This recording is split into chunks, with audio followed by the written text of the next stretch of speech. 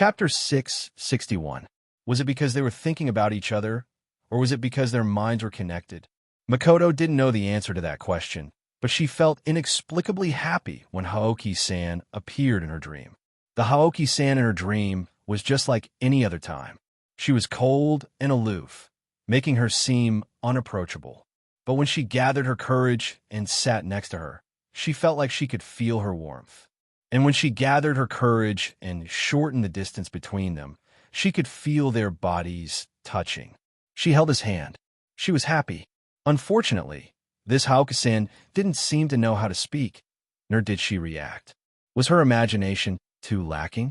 At this time, she should have used her willpower and imagined the domineering Haoki-san pushing her against the wall and lifting her chin with one hand. As she imagined this, Makoto began to laugh like a fool, saliva dripping from her mouth. Unfortunately, this didn't happen. Were dreams like this sometimes? Even if she knew that this was a dream, many things were difficult to change, such as the passionate Haoki-san. Although it was regrettable, she was satisfied with just this. Haoki-san, do you want to drink some tea? Drinking tea in a dream seems quite strange. Unfortunately, there aren't any books or anything else here. It's rare for you to come to my house, so why don't you take a look inside?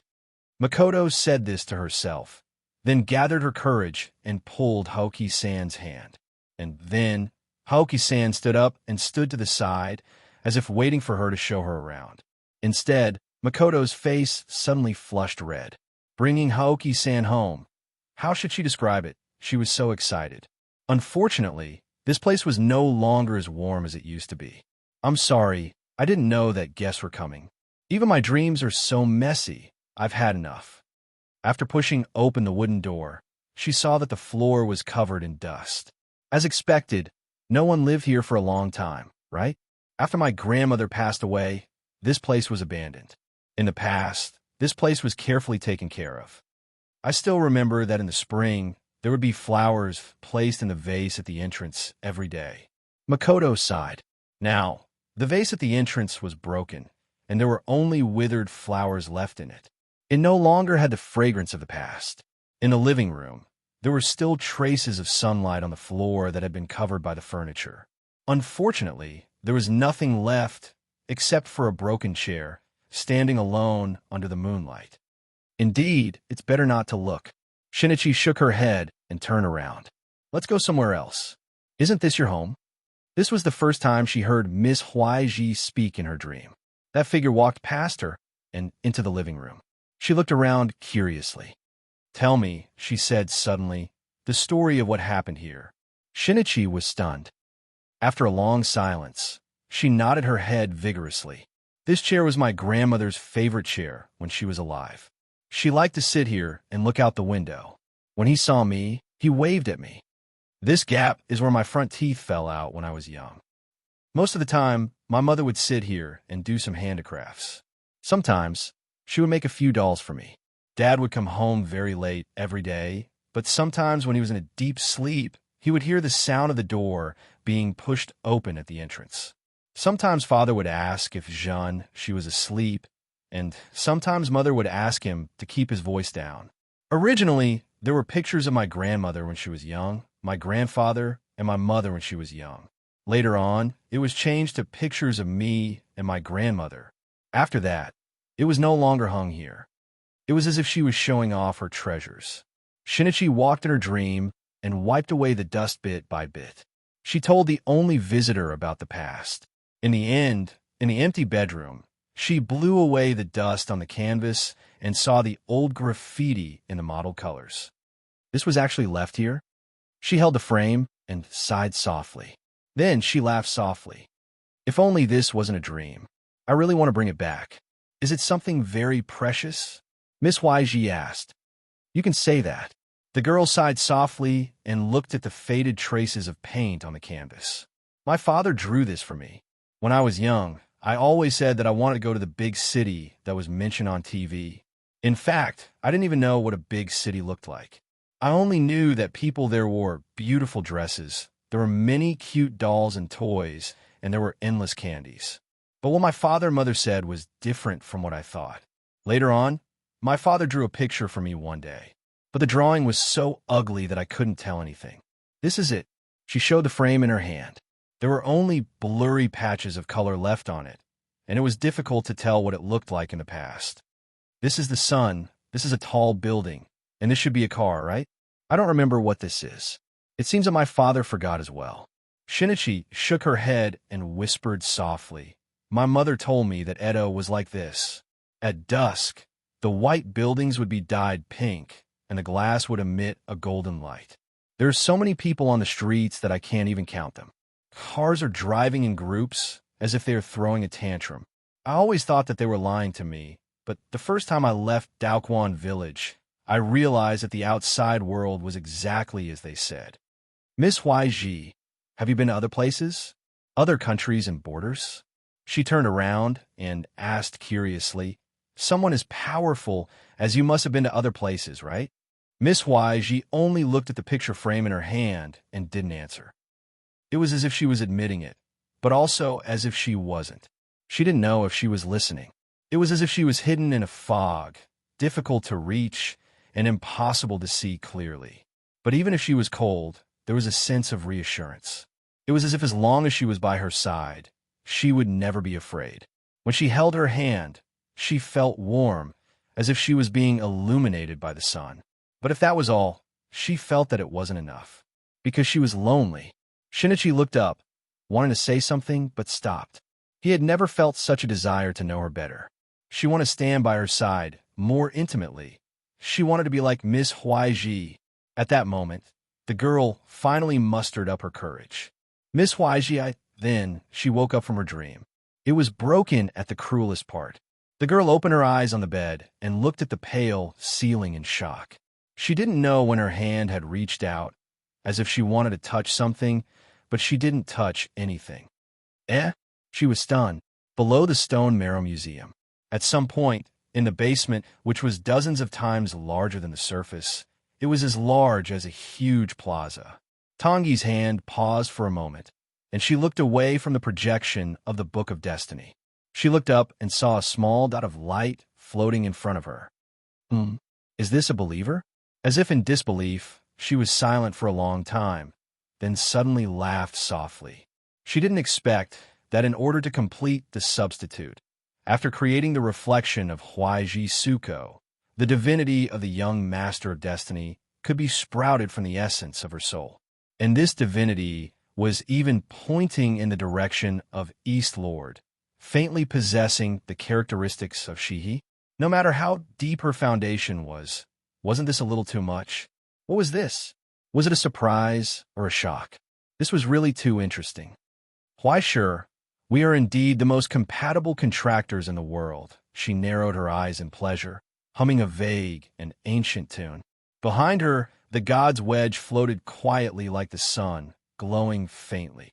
As soon as Huaishur opened his eyes, he sensed that something was wrong. Of course, it wasn't that he saw Huaiji Suko playing crow or something. Rather, he felt that something had changed. Something was different. Early in the morning, as he was brushing his teeth in a daze, he looked into the mirror and saw his own reflection. It had completely transformed into Huaiji Suko.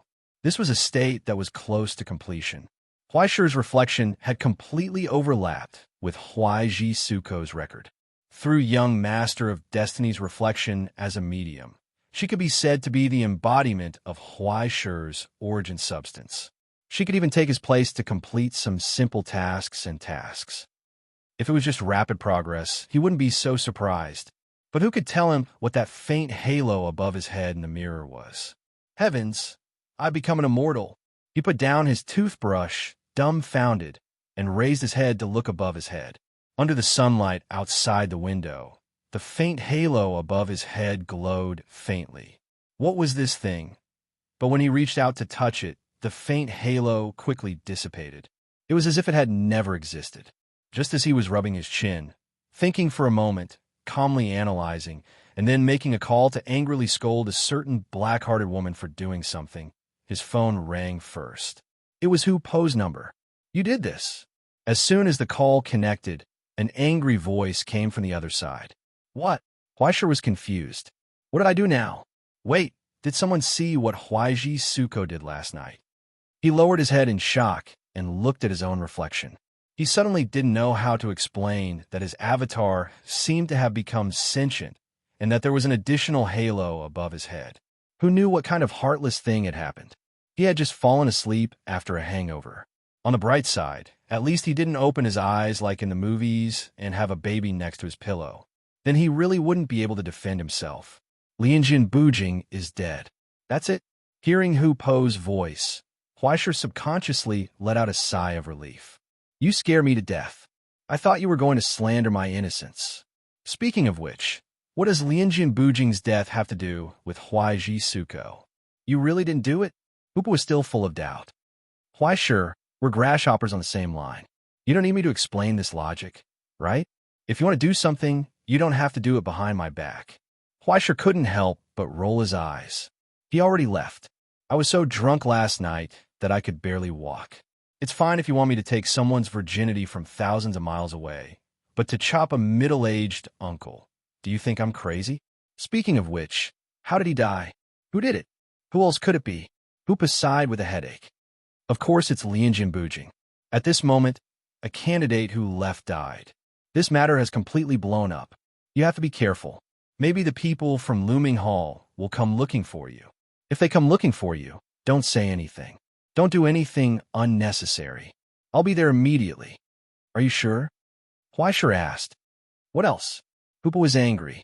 Do you believe that if I don't do anything, how many people will be anxious to put this blame on your head? No, I don't have any suspicions. Huaisher raised his head and looked in the direction of the door. What I mean is, if you want to be a defense lawyer, you can prepare now. In that instant, the door turned to dust with a loud bang. A burly figure wearing a bamboo hat rushed into the room and roared angrily. Surrender yourself, Huaiji Suko, you murderous demon. Huaisher shook his head and couldn't help but sigh. It's just that this doesn't look like they're here to talk nicely. Chapter 662. Logically speaking, at this time, Huaisher should raise his hands and shout that he wanted to find a lawyer. Before the lawyer came, he wouldn't say a word. He wouldn't say a word until little Amber came to the Looming Hall to complain that they mistreated his client and he wanted to appeal or something. This should be the common plot.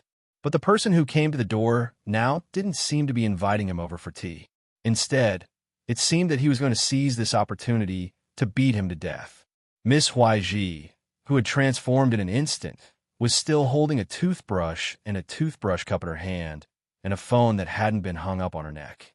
When she walked out of the bathroom, she saw a strange man who was as tall as a mountain. There was also a messy room. Excuse me, what's the matter? He sighed helplessly. If I've offended you in any way, just say it. Why do you have to shovel back and forth on your mother's grave like this? No one responded. Only in the rustling dust, an iron rod that seemed to be more than a meter long chopped down on the head of the weak, helpless, and pitiful Miss Huaiji. It was the 10 hands with sharp edges and corners. Although the length was exaggerated compared to the ordinary 10 hands, with the height and size of the person who came, it didn't make people feel any sense of disharmony. It didn't matter if it was called an iron ruler or a Ryukyu trident. In any case, any kind of weapon in the hands of such a giant would become an out-and-out murder weapon. It was clearly a weapon used to catch criminals and avoid harming their lives. But when he made a move, he mercilessly aimed at a fatal position. In a loud roar, Huaisher sighed and raised his eyes. He looked down at the cup and toothbrush in his hand, took a step to the right, and barely avoided the 10 hands that could split steel. Then he took a step forward. He raised the cup and splashed the mouthwash on the face of the person who came. It didn't look like he had a girlfriend. Huaisher was merciful and used the mouthwash of a beautiful girl to wash his face. In a hurry, the giant man dressed as a monk suddenly lowered his head, and his bamboo hat blocked all the splashing water. But before he could raise his face, then he saw a toothbrush with toothpaste foam poking straight at his eyeball. It was as fast as lightning. In a shrill howl, it was already close. In the end, it stopped abruptly. Hovering in front of the newcomer's eyes, Huaisher's little finger flicked the toothbrush handle slightly, splashing some toothpaste foam into the newcomer's eyes. Wash your eyes, friend. Huaisher retracted his arm, tilted his head back, and poured the last bit of water into his throat. Then he began to rinse his mouth. The giant monk roared furiously. His face was ashen. In a literal sense, it was ashen. Soon, his entire body seemed to have turned indigo in his fury. He looked like a guardian in a temple. His hair and beard all stood up, and his pocket exploded. His short red hair spread out like fire. The sacred mark of the Ingzhou genealogy, mistress of the Green Quarter. How dare you resist arrest? Then, there's no need to be merciful. The owner of the Bluestone district roared. Huaisha was dumbfounded. She almost spat out the mouthful of water in her mouth. He had never seen such a unique train of thought.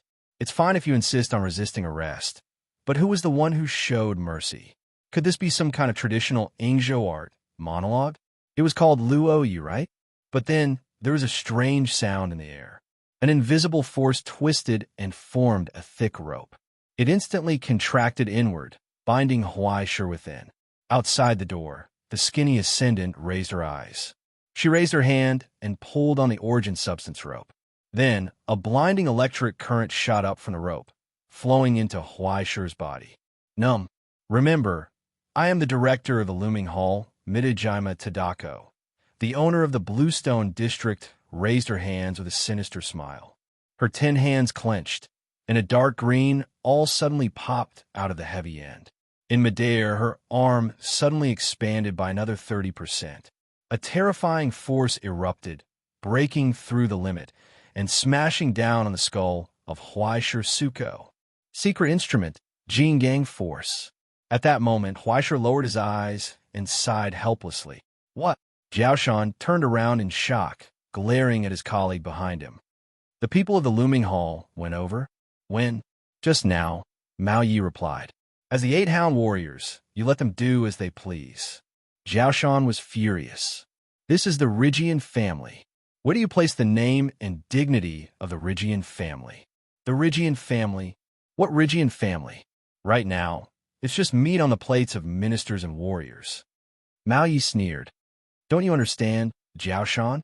This so-called trial of the imperial chef and demon is just treating us like food. At this time, does anyone still care about the name of the 8 Hound Warriors? He glanced at the ashen-faced Jiaoshan, shaking his head and sighing. You're just a dog left and right. The employer has changed. Learn to read the atmosphere early, Lord Jiaoshan. Jiaoshan's face was ashen, the veins on his hand protruding from the hilt of his sword.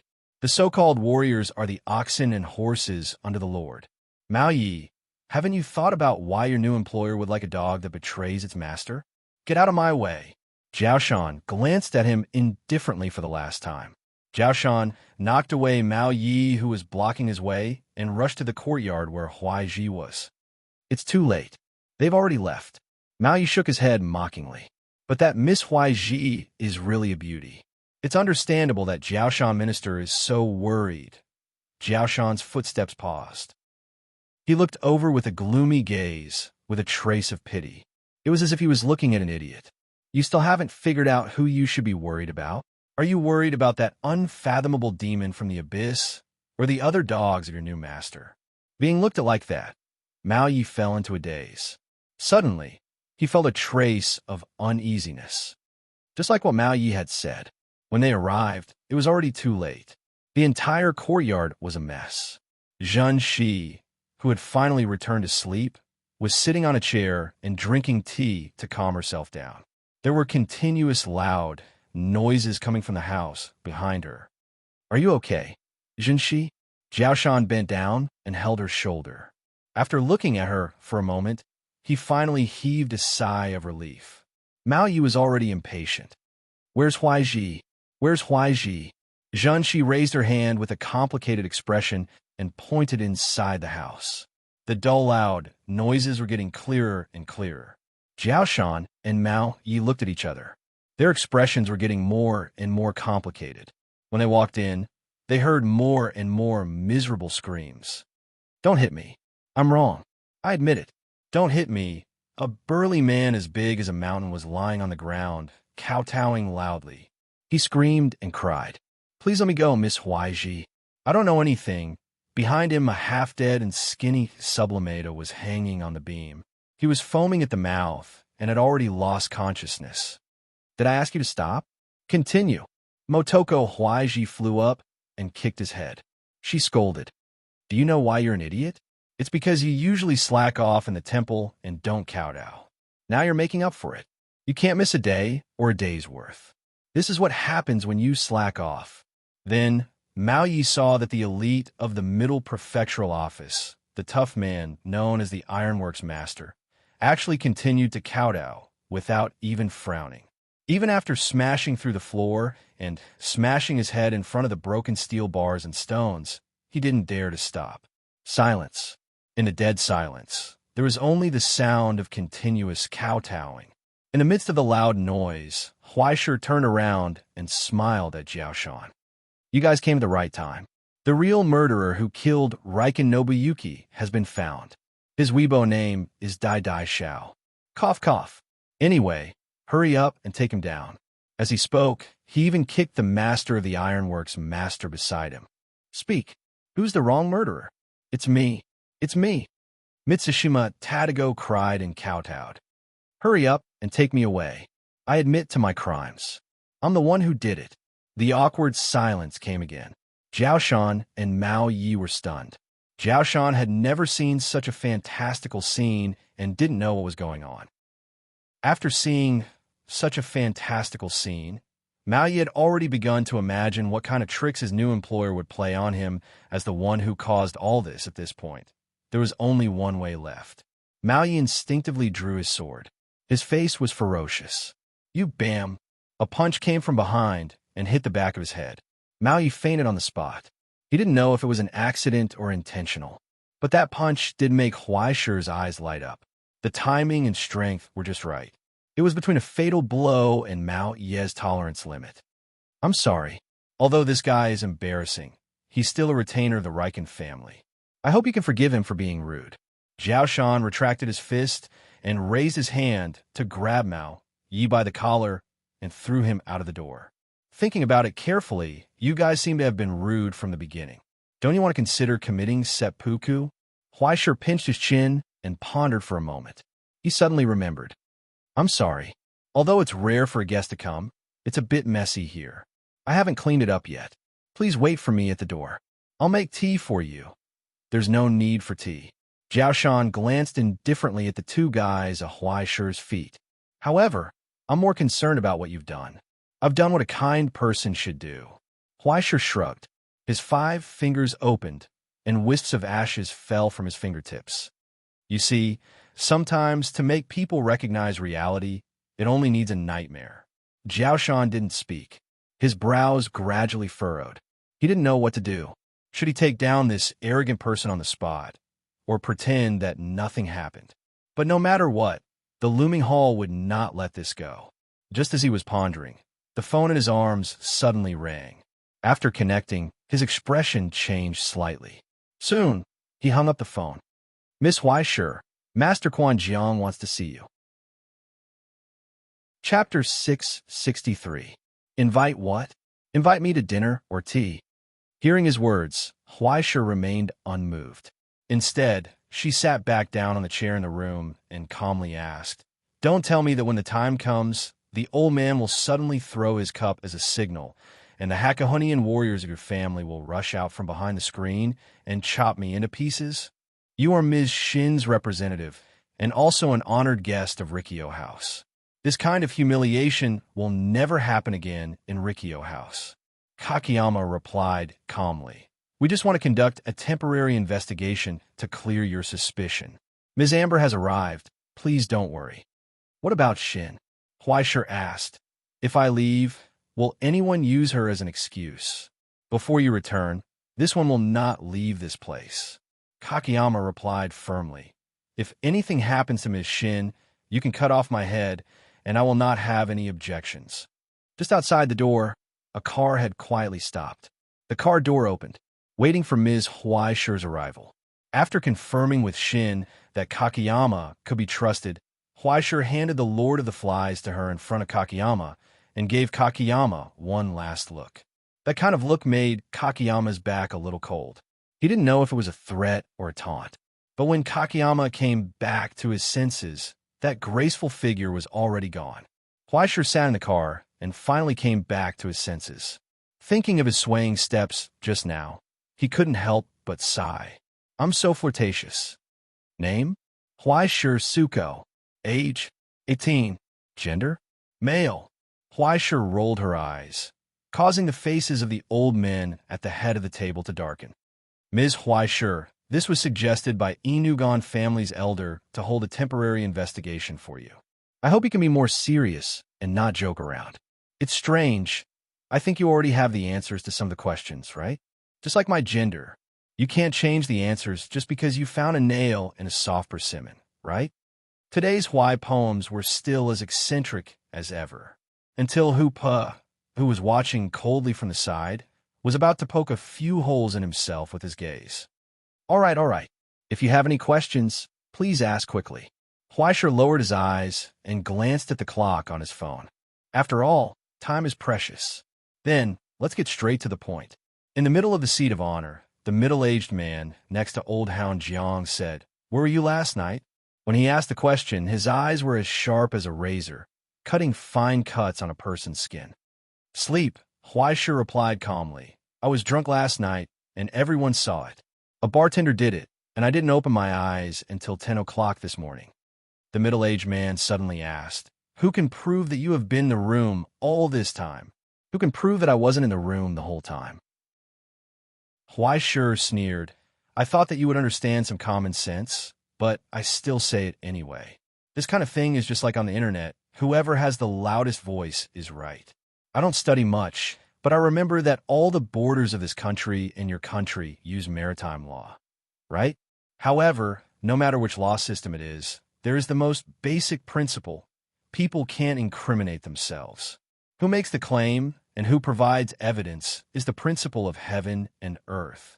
Do you want me to teach you this? I used to be a class representative in the Ivory Towers border law class. Not only was he a class representative, but with Huaishir's level, the law professor had already begun to occasionally ask Huaishir to teach the class when he wanted to slack off. Occasionally, when Huaishir wanted to slack off, he would also give classical music appreciation to him. Speaking of which, that professor's music appreciation level was really good, and he had a different understanding of classical music, especially Mozart. In fact, everyone in the law class liked Mozart. Maybe everyone felt that when they repeatedly jumped on the edge of the law, listening to Mozart would give them a strange sense of beauty. Now it seemed that the deterrent effect of the border law class was outstanding. Anyway, as soon as Huaishir said that, the middle-aged man's face immediately became ugly.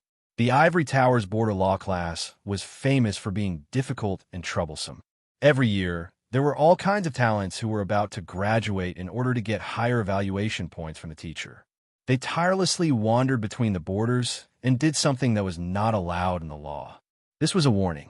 If Lamia Hall tried to use this aggressive method again, Huaishir had the right to hire a graduate as a lawyer to defend the poor and helpless Miss Motoko. When the atmosphere gradually fell into a stalemate, the silent Inu Jiang suddenly coughed twice. As the one who played the role of a good policeman, he finally said, "Mr. Yamanaka lost his words for a moment. Please don't be offended. He was just too anxious. Because Miss Motoko's habit is too similar to that of a murderer. Therefore, no, this is not the same, right?" Miss Motoko suddenly made a sound and interrupted him.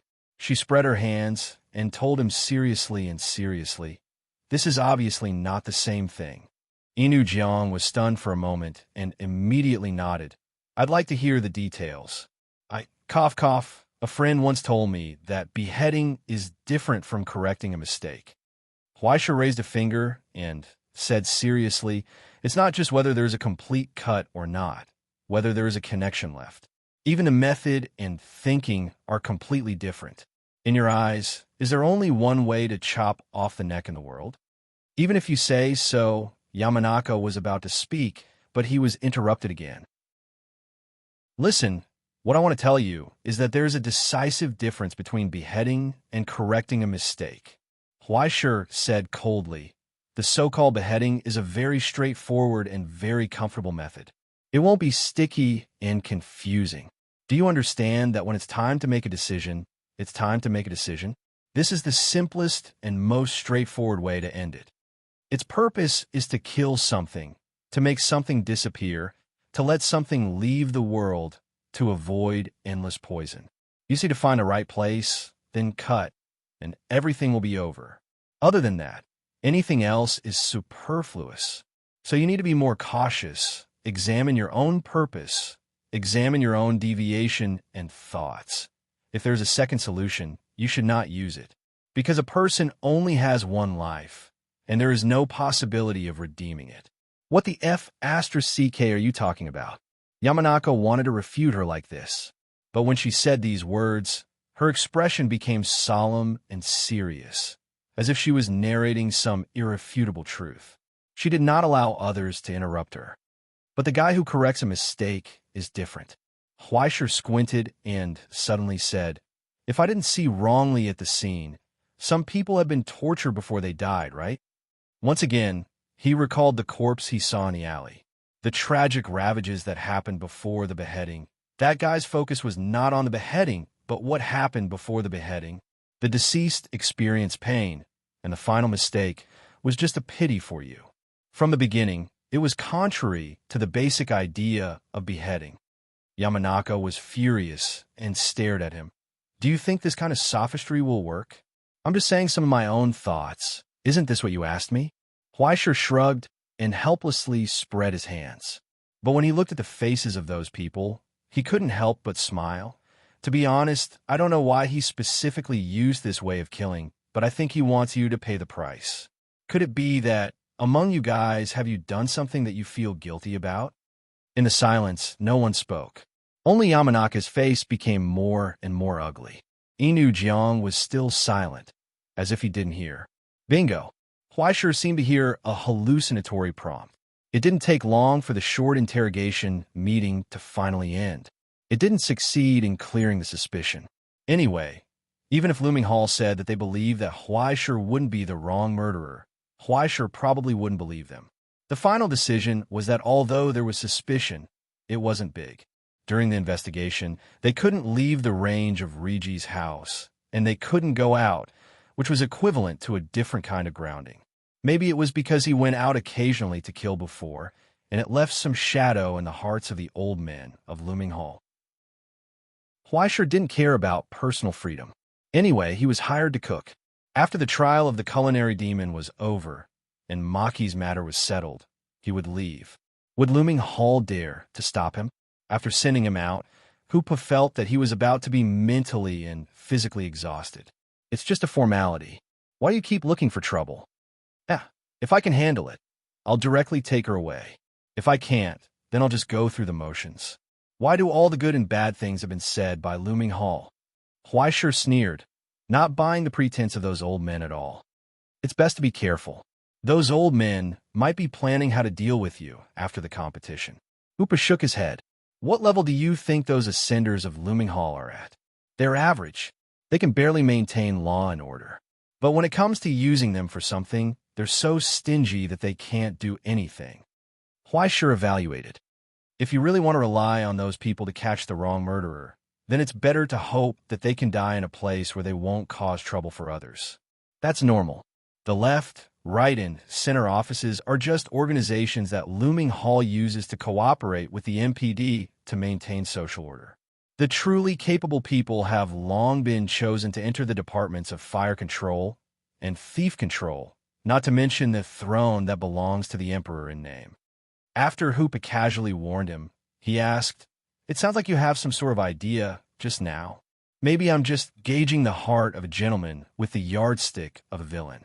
I'm just using my shallow criminal experience to do some reverse analysis."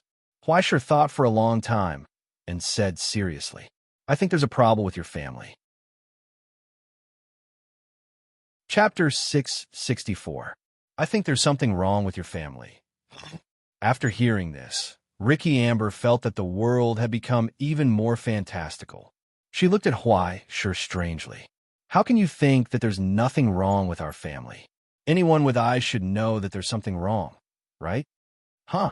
Huaishir was a little stunned and immediately embarrassed. My family used to be like this.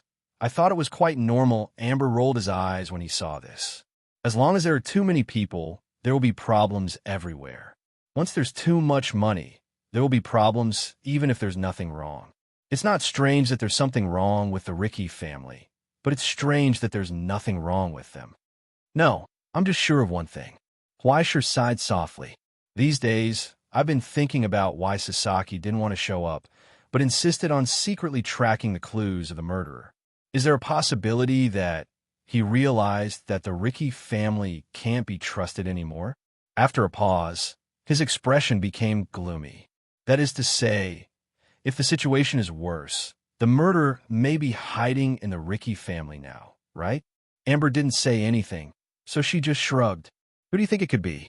Huaishir stared at her, and she also looked at Huaishir without saying anything. Huaishir also didn't say anything, but looked straight at her, as if he was going to force her to say something with his telekinesis. Huaishir, I didn't invite you to be a detective. Isn't it normal for a tool to have multiple jobs? Huaishir smoked and squinted at her. Besides, didn't you tell me about this in the first place? Why are all of you Ricky family members the same, saying one thing after another, one thing after the other? No matter what you say, you're always right, huh? It's different now, Amber answered expressionlessly. If you were just a tool, I would have pushed you into the mud pit and used you until you got back 70 million yuan. But Zhen, she is different. She has nothing to do with these scandals. Huaishir was speechless. You're really planning for Zhen Shi? What else? If given the chance, who wouldn't want to be a good person? Hoopa shook his head. The only difference is who could be the bad guy when something happens. Huaishir sighed. To be honest, everyone looks like a murderer to me now, including you. What about Maki? Amber asked. Forget it. Huaishir shook his head. She was the first person I checked, but she couldn't even hold a kitchen knife. With her weight and strength, she couldn't even cut a chicken's neck, let alone a human neck. Don't make things difficult for her. It might not be impossible, right? Hoopa asked. It's not that it's not certain. It's absolutely impossible. Huaishir answered her flatly.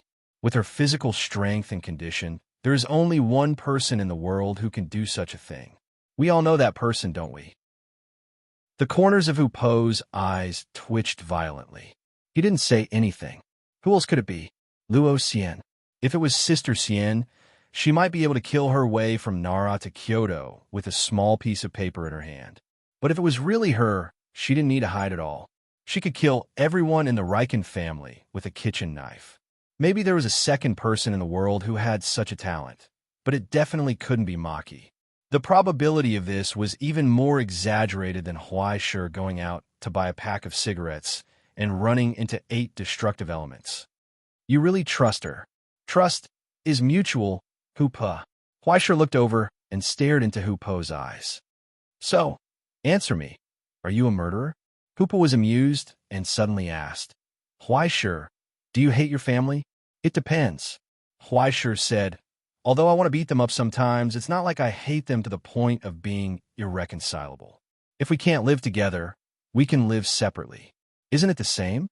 That's great, Huaishir. I want to be like you, but unfortunately, I can't be so forgiving. Amber pinched out his cigarette and stamped it out. He looked around calmly. There were many times when I really wanted to kill those idiots who made a fool of themselves, but unfortunately, in this world, there's no end to those stupid teammates who drag others down. What's even more regrettable is that I can't do that. The murderer can be anyone here, but it can't be me. His expression was full of regret, as well as envy that could not be faked. Huaishir sighed. If you have any deep hatred for this place, you can just say it. Take out some evidence of those guys doing shameful things, pull in the Dongxiao family, and we'll team up to do a dungeon. I'll kill them from the front door to the back door with you. Isn't that easier than competing with others in cooking? In that case, the Riken family won't exist at all, right? Hoopa shook his head. It takes many years to build a family and many people's efforts, but it only takes an instant to destroy a family. I didn't come back to destroy all of this, and I didn't hire you because you're good at chopping off people's heads. Don't be mistaken. It sounds like you have great expectations for me. That's right, Your Highness. Hoopa looked at him one last time and said seriously, "Just focus on being a chef. This is a very promising job. You don't have to worry about anything else." Hoopa waved his hand and turned to leave. In the end, she didn't tell Huaishur about her suspicions. She was fooled. However, Huaishur's impression of Zhen, she had changed quite a bit after seeing her care and concern. Even if to her, it was just a little bit of extra space that slipped through her fingers, he casually put the lighter in his hand into his pocket. He turned around and walked out the door. He saw the girl who had been waiting for a long time under the sun. She was happily waving at Miss Huaishur. "Zhen Shi, Miss Huaishur, you've worked hard. They didn't make things difficult for you, right?" With the excuse of caring, Zhen Shi grabbed Miss Huaishur's little hand and carefully rubbed it. "I was so worried about you. It's good that you're fine." No matter how you look at it, it's more like you're lusting after my body." Huaishur began to have a headache. He secretly and forcefully pulled his hand out of her grasp.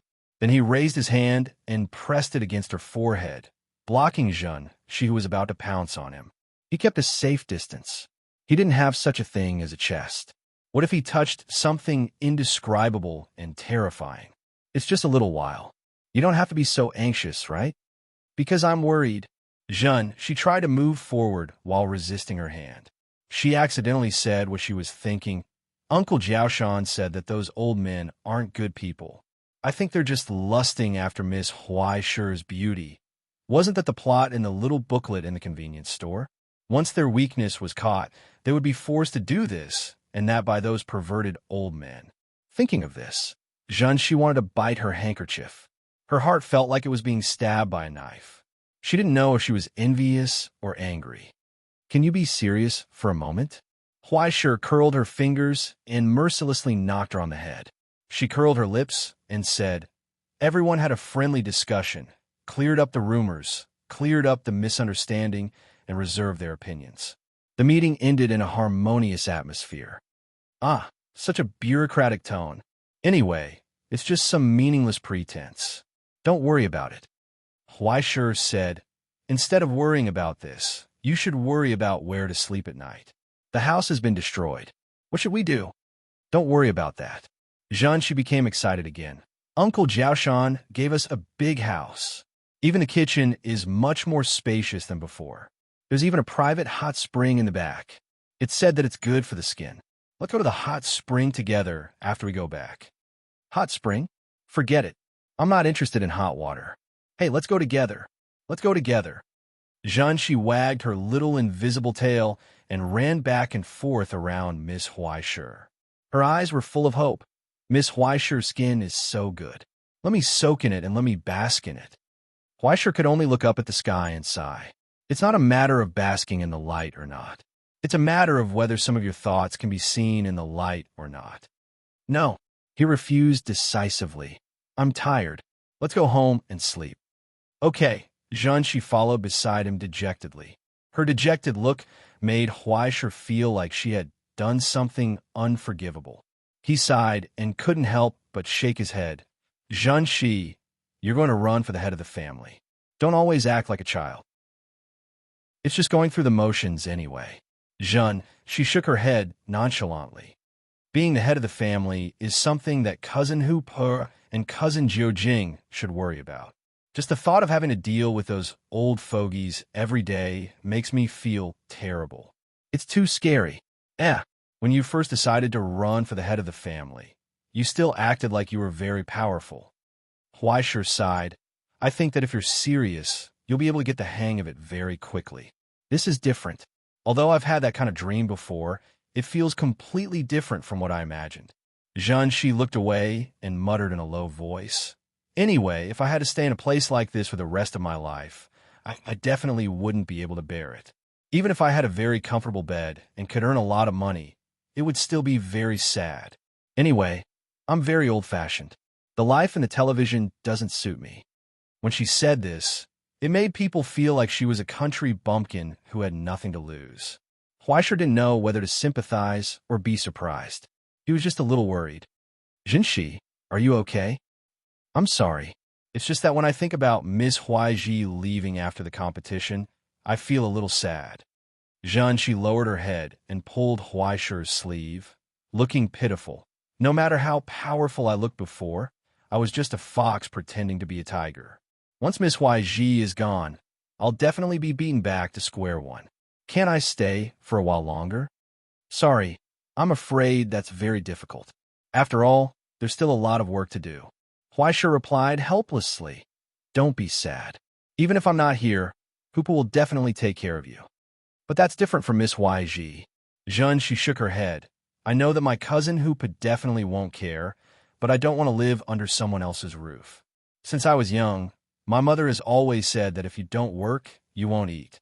If I want to truly live a peaceful life, I really have to find a stable job, right? You've already thought about it?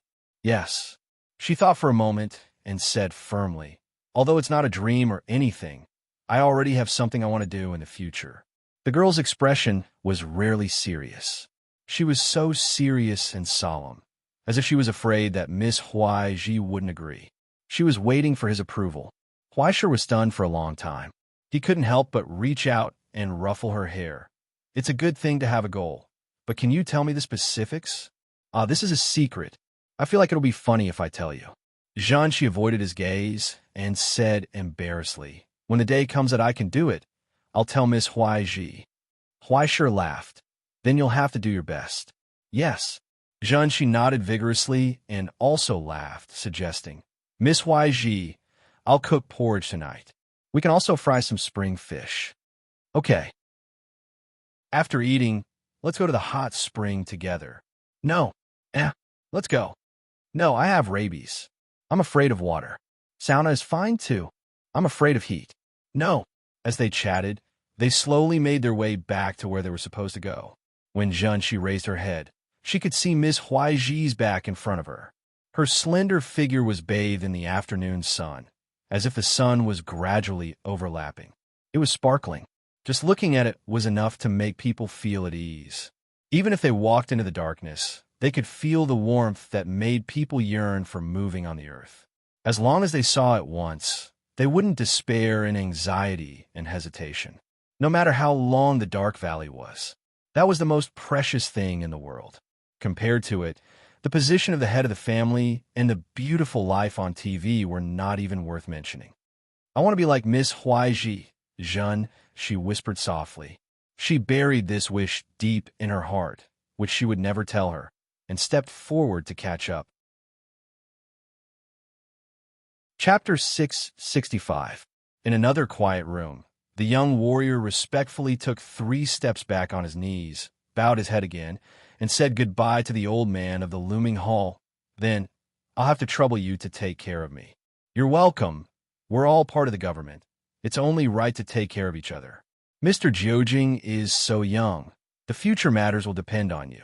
The old minister also responded with a smile on his face, without any mistakes or omissions, and the arrogance of the people of the capital could not be seen. Only after he saw Jiojing leave did the smile on his face gradually fade. He's a good young man, isn't he? He said to himself. In the shadow behind him, a blurry outline appeared, responding to the Lord's words. In my opinion, he is indeed dignified, but his eyes are like a fox's. Recalling that pair of slender eyes, the old minister lowered his eyes and frowned. This did not mean that he was as cunning as a fox or so charming. It was just that he had an uneasy prejudice.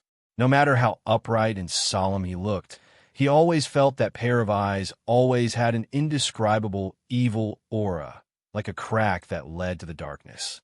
But in the end, the saying that you can judge people by their eyes and faces is unreliable. This is nothing more than my own conjecture. It would be a joke to reject such a talent because of this. He paused for a moment, then suddenly said in a loud voice, "Watch him." The servant in the shadow nodded in response. Warriors were lackeys. Just like what Jiaoshan once said, no matter how dignified it was, the mission of a warrior was to walk for the Lord. Whether it was fighting on the battlefield or cutting off future troubles, it was their duty.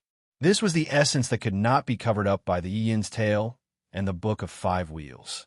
After the layers of halo and the so-called morality were stripped away, only the part that belonged to the heart stick could represent itself. Thugs, bodyguards, soldiers, to the government, they're just dogs. However, there are many types of dogs. Loyal dogs, fierce dogs, crazy dogs, useless dogs, dogs that betrayed their owners. There are also dogs like Quan Jiang, who was a loathsome guard dog.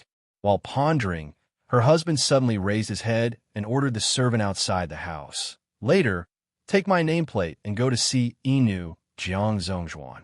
Tell him that I have long admired the Rigian clan. I have heard that the Rigian clan has hidden a secret treasure of the Yatsufusa. I want to see it. Yes. The servant outside the room turned around and ran away. In the silence, no one spoke.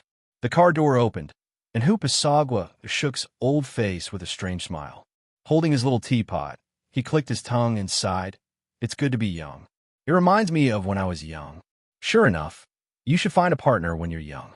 It doesn't matter if it's a man or a woman, as long as you're happy. Hoopa felt helpless once again. He had no choice. He really couldn't deal with this old bastard. So, just like how the Egyptian genealogy produced orthopedics, the Roman genealogy produced perverts, and the Russian Federation genealogy loved little boys.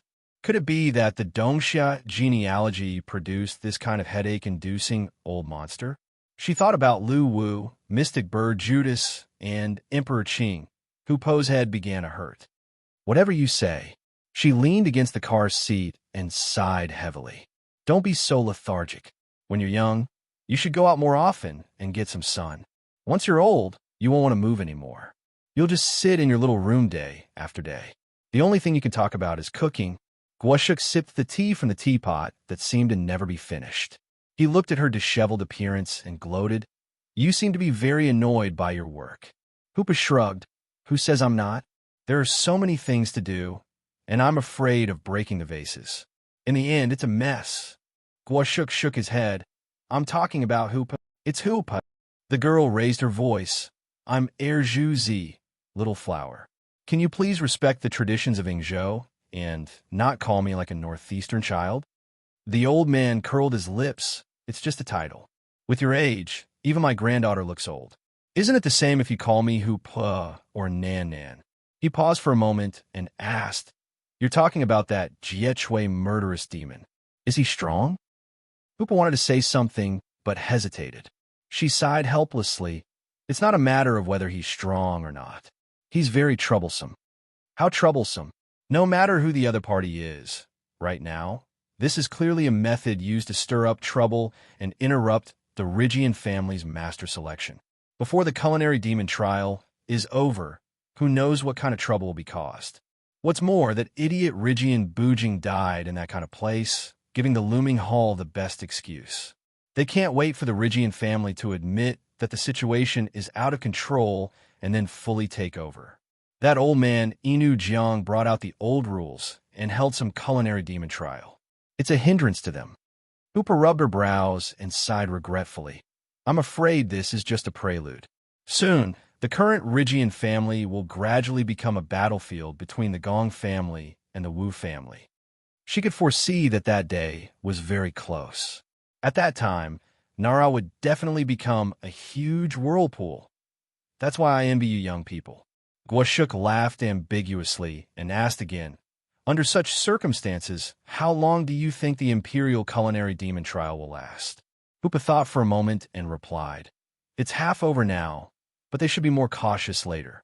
If they want to really get to the bottom of it, it'll take at least a month, right? A month. Then wouldn't the kimchi I pickled before I left be spoiled? Guoshuk frowned in shock. That's why you should stop thinking about your kimchi at a time like this, okay? Besides, it's only a month. It's fine to just leave the kimchi there. Other kimchi are fine, but mine isn't. The culinary demon's blood also has a shelf life. If I wait until next month, where am I going to find so much culinary demon's blood to exchange for water? Hoopa rolled her eyes and was speechless. That's why I say it's good to be young.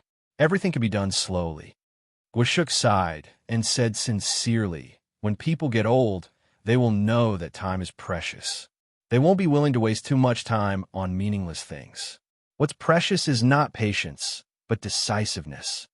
Only people who don't have much time left will understand how precious time and efficiency are. He put down the teapot and suddenly said, "Little Hu, about that naming duel, help me arrange it." Hoopa sighed helplessly.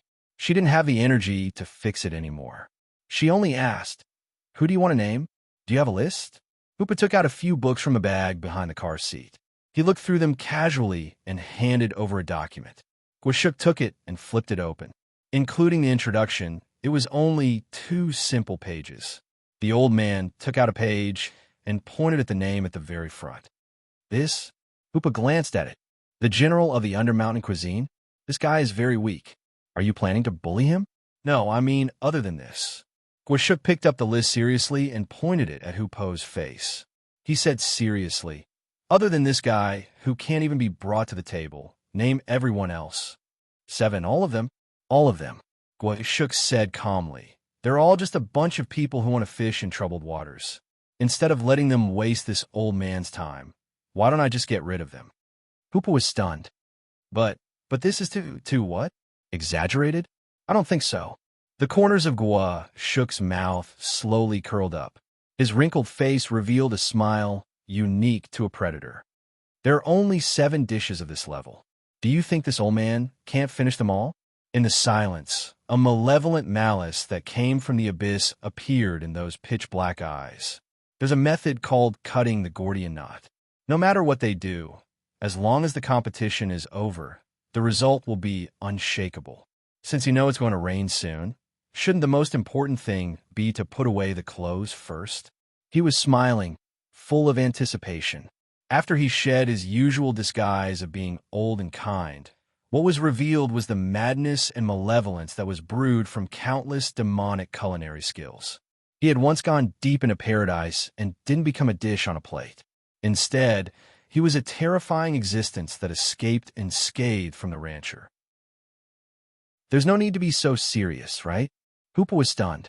"This is professionalism, Little Hu," he said matter-of-factly. "Aren't I here to cook? Before they mess up my competition, why don't you let me have some fun first?"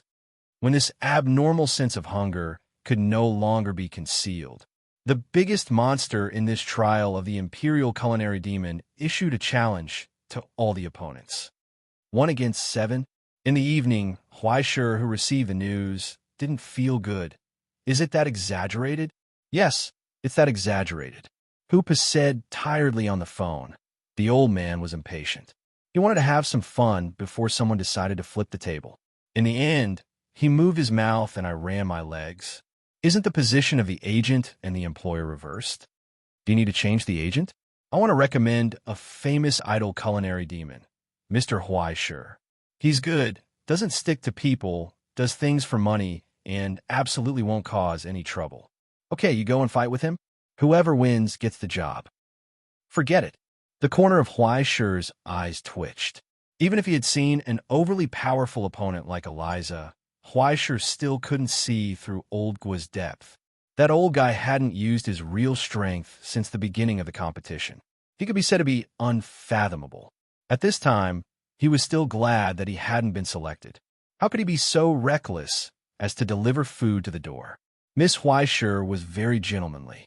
Jumping into a frying pan or something, forget it. So, 1 against 7, things like taking turns to fight. You really settled it? After all, the employers are some small characters who can only muddy the water if they stay. It's not difficult to get something on them or give them a reward that they can't refuse. It's just that my legs hurt from running." Huaishur thought for a long time and said seriously, "Hoopa, I sell my body, not my skills. Forget about massaging my legs." Bang! The sound of the phone being squeezed came from the other end. "Do I care? I'm afraid you'll think too much. Misunderstandings have to be explained clearly, right?" Huaishur casually said, "Then, what's the specific time?" "What time?" "Tonight." Before Hoopa hung up the phone, he told him, "In an hour." Chapter 666. Although it was said to be an hour, they had actually waited for 2 to 3 hours. It was obvious that some people were not happy to see the chef's demon trial speeding up and were secretly trying to stop them. However, in the end, no one was able to openly violate the rules of the chef's demon trial. After Cang Jiang nodded his head, The challenge was quickly approved. In order to protect the Rygian family's property and reputation, this samurai, who had been mocked as an old dog, had put in a lot of effort these days. When he met Guo Shuk's arrogant challenge, it was like meeting a pillow when he was sleepy. Among everyone, he was probably the one who wanted the chef's demon trial to end as soon as possible. Even if the Gong clan and Wu clan wouldn't give him a good ending after this matter was over, it wouldn't be long before they would casually find a reason to send him a piece of paper, a piece of white cloth, and a rib. They would urge him to be on his way as soon as possible. Song Jiang did not care about this at all.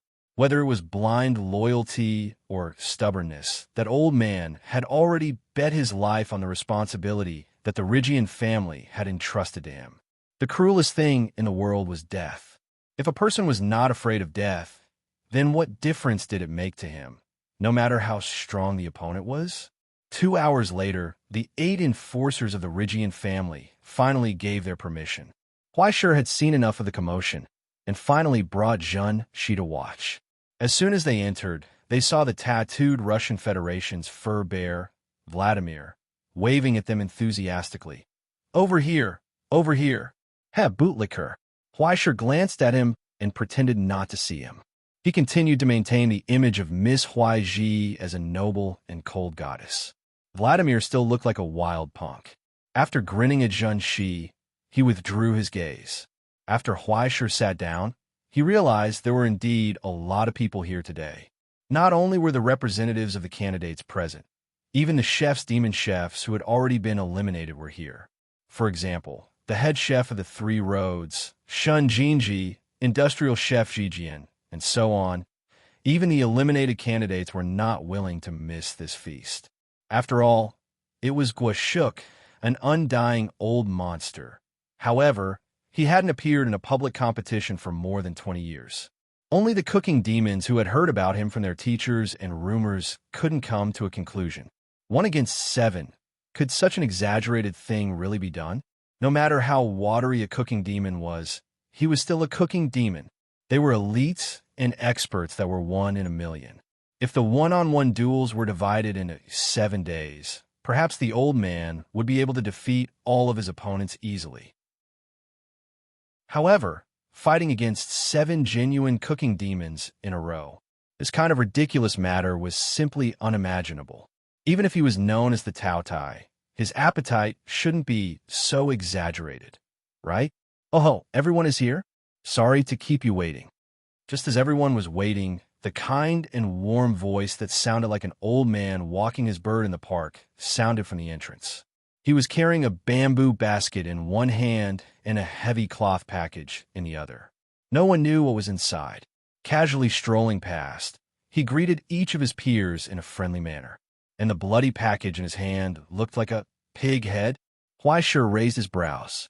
For some reason, he felt very familiar with the shape of the heads of various creatures. Could it be that he had gained a passive ability after chopping off too many heads? "Oh my, did she see through it?"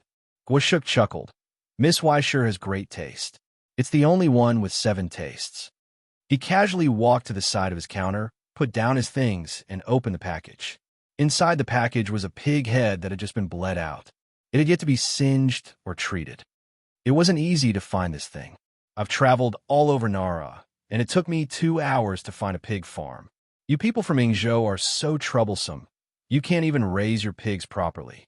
He casually pulled the pig head's ears and mouth. He then placed his elbow on the pig's head and looked up at the 7 enemies with gloomy expressions. "Everyone, are you ready? Thank you for your kindness, Senior. How can we not come?" A cooking demon from Yingzhou said sinisterly, "Although we're being underestimated, I'm not so desperate that I'll give up on myself. Even if I have to use any despicable means, I'll try my best to let you taste the essence of my cooking." Good. Guo Shuk was relieved. "So you're the first one? Shall we start?" The other 7 cooking demons looked at each other and nodded slowly. Since the opponent dared to fight 1 against 7, they wouldn't be so arrogant as to think that they could win just because they outnumbered them. The opponent was indeed unfathomable, but if they fought as a group, they might be able to win. The first one to be sent out was undoubtedly the strongest among them, but the other 6 weren't just there to make up the numbers. The cooking demon, who was the strongest and most confident, was the last one to be sent out. The rest of them would do whatever they could to exhaust his endurance. A war of attrition, 7 against 1. If they won, they might not be able to do anything, but if they lost, they would become a laughingstock. If things went wrong, their restaurants might be downgraded. What they wanted was absolute stability. Let me say this first. I'm an expert in stone cooking. Although the snow moon flour I prepared today has 10 dishes, there's no possibility of separating them. They'll only be served together. This is the so-called fixed meal. Head chef Gua, you don't have any objections, right? Standing in front of the counter was Chai Chuan Chuang, the veteran cooking demon of the famous stone restaurant Dan. Set meal, I know. It's like the feeling of falling in love with a mouthful of beer and a mouthful of fried chicken. It's understandable. Guashuk laughed as he talked about old jokes that young people didn't know. He patted the pig's head next to him. But this old man is getting old, and his stamina is a little weak, shameless. Everyone's expression became very complicated. Why was this old bastard talking nonsense with such a serious face? Compared to his prime, Guashuk's stamina was indeed weaker. However, the strength of a sublimator couldn't be compared with common sense. Moreover, even if Guashuk hadn't used any power other than that of a cooking demon, he could still walk in and out of paradise alone. Could he be a weakling? If he was a weakling, what about the others here? Cell-level noobs? Once he said that, the 7 cooking demons' expressions became unsightly. After pondering for a long time, Chai Chuan Chuang said, "Are you talking about rest time? We can discuss it, but can't be too excessive." No, you misunderstood. Guashuk opened his mouth and laughed. He waved his hand. Rest time? There's no need. Please don't worry. After a short silence, Chai Chuan Chuang looked puzzled. What do you mean? Don't you think it's not good to bully young people too much? I'll take a step back. Guashuk smiled and patted the pig's head under his elbow. He said warmly, what I mean is, no matter what you make, I can accept it and eat it. However, I'm old, and I don't want to waste my energy. So I'll just cook this dish today. He spread out his hands and said with a calm face, as long as one of you can eat this dish of mine, it'll be my loss. Bang! The sound of something breaking broke the silence. Under Chai Chuan Chuang's hand, a crack appeared on the chopping board. This middle-aged man, who had kept a calm face, widened his eyes. His eyes were bloodshot, and his expression was indescribably ferocious. He was furious. Not only him, but also the other 6 cooking demons behind him. At this moment, under such a disdainful and contemptuous condition, they fell into an unstoppable rage. If this wasn't a duel between cooking demons, even if Chai Chuan Chuang knew that there was a big gap between their strength, he would still raise his fist and punch this old smiling face. What do you think? The condition is fair, right? Guashuk still didn't think it was enough. He smiled proudly. I like a fair duel the most. Both sides have to stand on the same starting line. In this way, no matter how weak you are, as long as you eat this dish, you can win, right? What do you think? What do you think? Ha ha! Don't joke around. Chai Chuan Chuang roared and slammed his hands on the table. I don't accept it. I will never accept such a humiliating condition. Guashuk, you bastard. How much are you going to humiliate us before you stop? Are you angry? Guashuk looked at him in shock, as if he couldn't understand. Is this considered humiliating? It's too strange. I'm just giving you a chance. Besides, do you have a choice not to accept it? He grinned, and his old face slowly twisted. He didn't hide the malice and ferocity in his heart anymore. Even if you want a bargain, you should at least have enough, right? I won't give you a little face and start a dye factory, okay? The old man was laughing. He pressed the pig heads of his subordinates and told them, listen, I will do this, whether you accept it or not.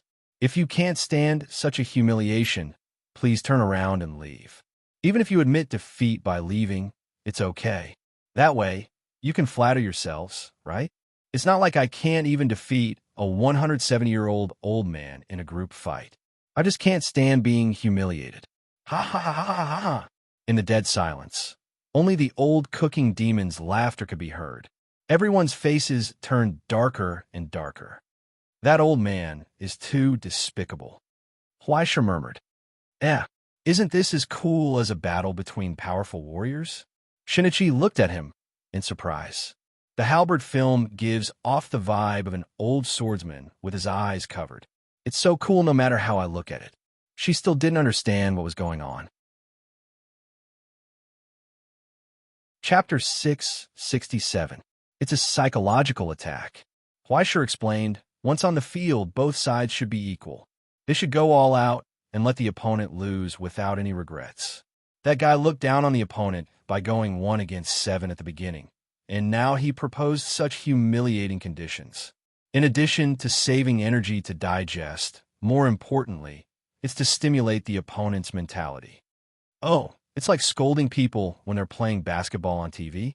Shinichi clapped his hands and suddenly realized, so despicable. Tricks are also a kind of trick, Shinichi. That old guy doesn't care about what others say. At his age, he's fought all kinds of bad battles and has a lot of experience. If he can break the opponent's mentality with just a few words, he doesn't mind spending a bit of saliva. If someone leaves the field in anger, he'll make a lot of money. Huaisha didn't hide his voice when he spoke. With the hearing of an ascender, it was like a classmate talking behind his back during self-study. It was impossible not to hear. He did it on purpose. He wanted to make the old man feel uncomfortable. The stronger the opponent, the more skills he would have to show. No matter what, he had to see the depth of the opponent. The old man didn't seem to care at all. He glanced at Huaisha and nodded approvingly. His expression was that of a child who could be taught. Even using such a despicable trick, it seems that Senior Gua doesn't have any confidence in his skills. Chai Chuan, who finally calmed down, said coldly, "Unfortunately, I won't let you get what you want. Even if it's a losing battle, I'll do my best. But be careful, don't lose to a kid like me." After that, he closed his eyes and calmed down, quickly returning to a calm state. He waited for the match to begin. As usual, after a bunch of nonsense that no one listened to, the bronze bell finally rang.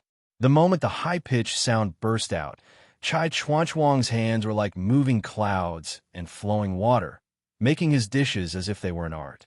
The stone feast itself originated from the Zen sex banquet. The most important thing was to be calm. As the head chef, he naturally couldn't fall behind in his meditation. Now, once Chai Chuan entered the state, he automatically blocked all irrelevant things and began to make his own dishes with all his strength. As for Guashuk, he finally moved. He took out a shaver and started to shave the pig's head at a leisurely pace. Like a hairdresser, he carefully removed every inch of hair. The hot water beside him was already boiling. He casually pulled off the pig's ears and stuffed the pig's head into the boiling water to rinse it. Ignoring the boiling water that reached up to his elbows, he quickly picked it up and casually tossed the pig's head on the chopping board. Finally, he rolled up the other sleeve of his gray robe. Huaisha could not help but frown. Not only him, the other cooking demons also felt that something was wrong. Makoto, who had been paying attention to Kamiki-san, immediately noticed the change in her expression. She asked curiously, "Is there anything strange? I really hope that you Yingzhou people don't usually eat in places like this, so you don't know. That's not how you handle a pig's head." Huaisha voiced the biggest doubt in his heart. In fact, he did not have much experience, nor did he study the unorthodox meat processing of pig's head. However, he had helped Feng Shu before. Occasionally, Feng Shu would braise some for Huaisha and his friends to eat with wine. Huaisha had seen the specific process many times. It had to be taken apart, then the lymph nodes, the corners of the eyes, and other inedible things had to be taken out. Then they had to be braised or prepared separately. Even if it was roasting or other things, it still required other processes. Looking at the pig's head, it was probably still fresh. It had just been cut off from the neck. The breed was not special either. It was just an ordinary pig. Guashuk handled it so crudely that the blood could not be completely drained. It would only be disgusting to eat. Could it be that the old man intended to make it so disgusting that his opponents would vomit? That would be too ridiculous. Now, the 7 cooking demons were so angry that their eyes were burning red like zombies, let alone a raw pig's head in front of them. Even if Gwashuk himself was lying on the chopping board, they would rush up and eat it clean. What for? Then he saw the old man casually lift the big pot full of boiling water on the stove and throw it aside. Then he put the bamboo basket he had been carrying on the stove. Huaisha narrowed his eyes and looked carefully. That thing was indeed a bamboo basket. But in the basket made of countless thin strips, it was dark, making it impossible to see what was inside. Only a faintly disturbing aura spread out from it. This was definitely a relic from the border, but it definitely should not be used to roast on the fire. It was not even a kitchen utensil at all. As if it was used casually, he poured ladle after ladle of cold water into it. Miraculously, the water did not seep out. Instead, it churned in the darkness between the bamboo strips and was quickly dyed with a layer of grayish black. What was inside that thing used to store? Huaisha felt his scalp tingling. It was as if he was facing a huge source of radiation from the abyss. He felt that radiation everywhere was spewing out from it. Even with the depth balancing device in the arena, Huaisha's overly sensitive perception was still uneasy and trembling. This old bastard, was he roasting some nuclear bomb with fire? Then he saw the old man, Gwashuk, grab the pig's head with one hand and throw it onto the grid on top of the bamboo basket. Finally, he covered it with the lid. Then he began to watch with folded arms. Don't mention anything like scallions, star anise, or fennel. He didn't even put a grain of salt in it. Steamed pig's head with water? Was this some F*King variant of boiled cabbage? Huaisha didn't need to look in the mirror to know that his expression was ugly. What the hell was this old bastard doing? As if he sensed Huaisha's gaze, the old man turned his head with a faint smile and sighed as if he was chatting. Actually, using a cauldron would be better. Unfortunately, it's a barbarian country after all. A bronze cauldron is not easy to find. There's one in the museum, but Xiaohu's daughter won't let me take it no matter what. He helplessly clapped his hands and smiled. I can only make do with the traditional method. Cauldron? Huaisha felt a chill at the back of his head. This old man was just steaming a pig's head. Why would he need such a big thing like a cauldron? Wait! The corner of his eyes twitched, and he began to wonder if there was something wrong with his brain circuit. It seems like you've guessed it. Miss Huaisha really knows a lot about Dongsha culture. It's rare. Gwashuk clapped his hands and smiled. The people of Yingzhou seem to care a lot about ancestry and lineage, right? This old man's background is also very extraordinary. How about it? Aren't you interested? Huaisha felt as if he was facing a great enemy when he was stared at by that pair of mocking and cold eyes, even if he wasn't his enemy at the moment. However, the ferocious feeling from the abyss crossed the barrier of depth and fell on Huaisha along with the gaze. It repeatedly lingered in his ears and turned into a strange whisper. Do you want to hear it? Do you? Do you? I guess it must be. Involuntarily, and at the same time from the heart. Huaisha nodded. I knew it. Gwashuk laughed proudly, but his expression was not serious at all. It was as if he didn't care at all. If you want to talk about it, the surname Gua was originally inherited from the Gua kingdom. If you trace it back further, it's the real emperor of Zhou, the Ji family. If the emperor of Mu didn't boast when he saw the queen mother of the West, this old man's lineage also has some divinity. In Huaisha's pocket, the fingers on the phone moved slightly. He only felt that the thread of inspiration in his mind was getting clearer and clearer.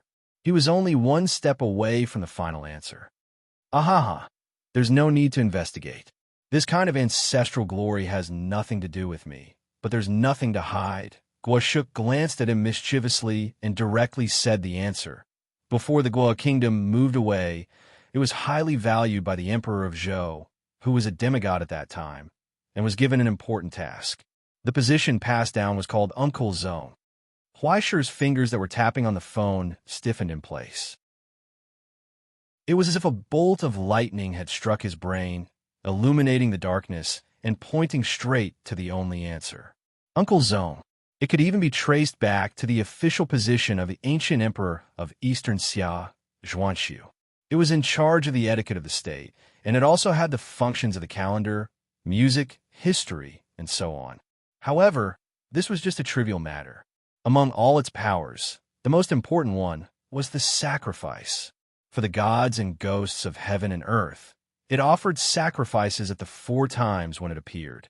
It was in charge of the etiquette of gods, ghosts, and earth to help the king build and protect the state. If it was more familiar to the modern people, it would be called Grand Preceptor. The so-called Uncle Zone was the ultimate priest who represented the emperor in offering sacrifices to the gods and ghosts of heaven and earth. In the chaotic era where gods and humans lived together, it was the highest divine position that mortals could reach. Huaishi's fingers were twitching wildly. He finally understood how hard it was for Hu Pa to control himself, not to crush the phone. He suddenly understood. No wonder he wanted to use a pig's head. No wonder he was so confident. Indeed, if that was the case, even if there were twice as many people, if they weren't strong enough to stand shoulder to shoulder with him, it wouldn't be enough at all. This wasn't cooking. It was clearly cooking the sacrifice and offering sacrifices to the gods and ghosts. Don't be so shocked. Actually, it's not that scary. It's just an exaggeration. Guashuk waved his hand nonchalantly. The inheritance has been passed down until now, and there are only some unorthodox, insignificant skills. Moreover, I'm not the successor. FNMDP. Huaishi was expressionless and didn't respond at all. He sneered in his heart. Since the Duke of Zhou established the etiquette and cut off the inheritance of blood sacrifice, he replaced the etiquette of beasts with the etiquette of humans.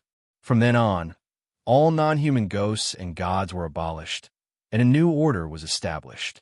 Eastern Xia bid farewell to the tragic and bloody blood sacrifice and turned to another path. As the miracle of the inheritor, Uncle Zone used the calendar to reset the movement of the stars and used etiquette to frame the order of all things. Even if he only passed down a little bit, it was enough for this old man to live like a fish in water in Eastern Xia's genealogy. Imperial prison? Or lesser prison? He couldn't be bothered to keep it a secret and directly asked. Chapter 668. Imperial prison? It's not that exaggerated. Besides, it's too tiring. I have to prepare 4 to 5 days in advance, bathe, and fast. I'm old and can't take it. Guashuk shrugged and knocked on the bamboo basket beside him. He smiled faintly and said, "Today I'll wash my hands and make soup. I'll make an imperial prison for everyone." Hee. Huaishi's expression became more and more numb. It was as if he was watching a cheater using an anti-aircraft gun to bully refugees who only had 2 AKs. "Old bastard, where's your face?" Not far away, a few culinary demons who were not familiar with Dongsha looked over. They had no idea what they were talking about. They were waiting for Huaishi's further explanation. However, Huaishi was not interested in being a commentator. He just rolled his eyes and said, "You guys can just treat this old man as a pretentious prick." Anyway, if he was not lying, the result of the competition was already clear. This was a sacrifice for the Shang Shi feudal lord. The guy was really steaming a nuclear warhead. He closed his eyes and sighed silently. In the silence, only the old man with one hand holding the steamer was humming in a low voice. He shook his head and sang a tune that had fallen behind many years ago. Those songs that were no longer known by people. Suddenly, the crisp sound of the kitchen bell rang.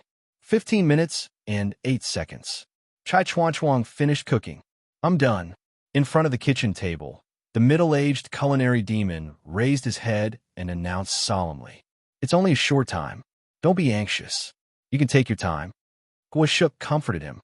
"There's no rush. I'm done." Chai Chuan raised his voice and announced again. Guashuk was stunned for a moment. Then he smiled and said, "It seems that you can't wait anymore? Very good, very good. I'm also very curious. What kind of dish can an opponent who goes all out and even surpasses his previous level produce? Can we start now?" He grinned and sat at the side of the table, full of expectation. "Huaishi Dingshi, Snow Moonflower. Please enjoy." Chai Chuan took off his headscarf and personally played the role of a waiter. He brought the appetizer to the table and presented a pair of white chopsticks at the same time. It was made of ivory. The ceramic bowl that held the appetizer looked ordinary and crude, but if one looked closely, they could feel the charming curve and the gorgeous color hidden under the plain gray. Underneath the dishes, there was a gorgeous dark gold color, giving off a heavy feeling of brilliance. Without a doubt, this was the work of a master. The side dishes on the plate were even more exquisite and frightening. The deep-fried jade was decorated with cherry blossoms and wrapped in fine fish roe. Together with the fresh fish paste, the aroma of fresh fish assailed their nostrils. That restrained and dignified, luxurious aura spread out. It was just a side dish, but it was enough to make some of the poor audience breathless. Especially Maki. The mixed-race girl's saliva was about to drip down. If this was a cartoon, the eyes would have turned into dollar signs. Originally, Huaishu should also be in the special attack range. But Fengshu's food was too delicious, and he didn't like other dishes at all. He only felt that it was gaudy. It's so exquisite that I can't bear to eat it. Guashuk picked up the chopsticks and sighed. Compared to your teacher, your skills have improved. Mr. Chai Chuan Chuang, the lintel of Dayan, will be glorified by you. Don't talk too much. Please eat, sir. Chai Chuan Chuang said proudly. That's it. Guashuk grabbed the chopsticks and looked down at the side dishes on the plate. He frowned. Can't you be more nimble and bring it all up? Chai Chuan Chuang was expressionless. Sir, this is dining etiquette. Even if you're arrogant, don't go too far. You're so stingy, outrageous. Guashuk shook his head, mocking and contemptuous.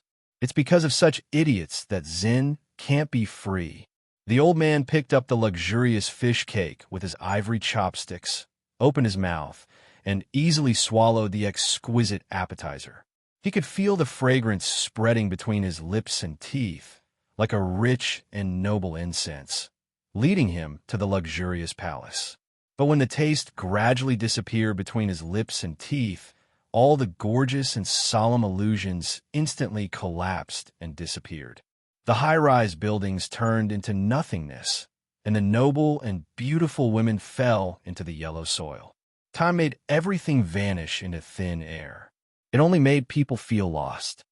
Only the bell of the garden abode rang, describing the impermanence of the world, the confusion of the mortal world, and alerting people. The original meaning should be like this, right? Guashuk nodded with satisfaction. It's worthy of the stone cuisine from Zen, like the white bone temple. It makes people realize that everything is empty and turn to seek liberation and enlightenment. It can be said to be ingenious. He picked up the chopsticks again and picked up the 8 inches that was presented. It was a cuisine composed of sashimi, white silk, sea urchin, tofu, and other exquisite side dishes. It was still so exquisite, so gorgeous, and surrounded by the aura of wealth. It was as if a beauty was sitting in his arms, caressing his cheeks, and moaning emotionally. It's so good, so good. Guashuk chuckled as he swallowed with large mouthfuls, and he enjoyed the boundless riches, the boundless tenderness, and the boundless satisfaction and splendor he had hoped for. He just shook his head in pity. Unfortunately, the vision is too small. At that moment, Chai Chuan Chuang frowned. Just as he was about to say something, the old man raised his eyes and ordered solemnly, "Continue." Let's see if your endless glory can satisfy this old man. Let's see if this old man can transcend from your work. Thousands of buildings, thousands of people, hundreds of millions of assets, beautiful wives, beautiful maids, and endless luxuries of the world appeared in front of his eyes, and then everything quickly faded away. Everything became emptiness, and everything withered like dust.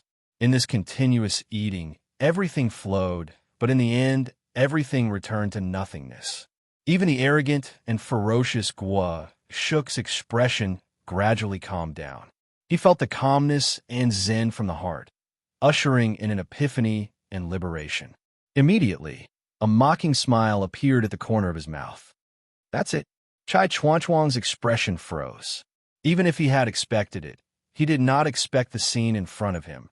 It was not that his work could not let him understand the emptiness and tranquility of Zen.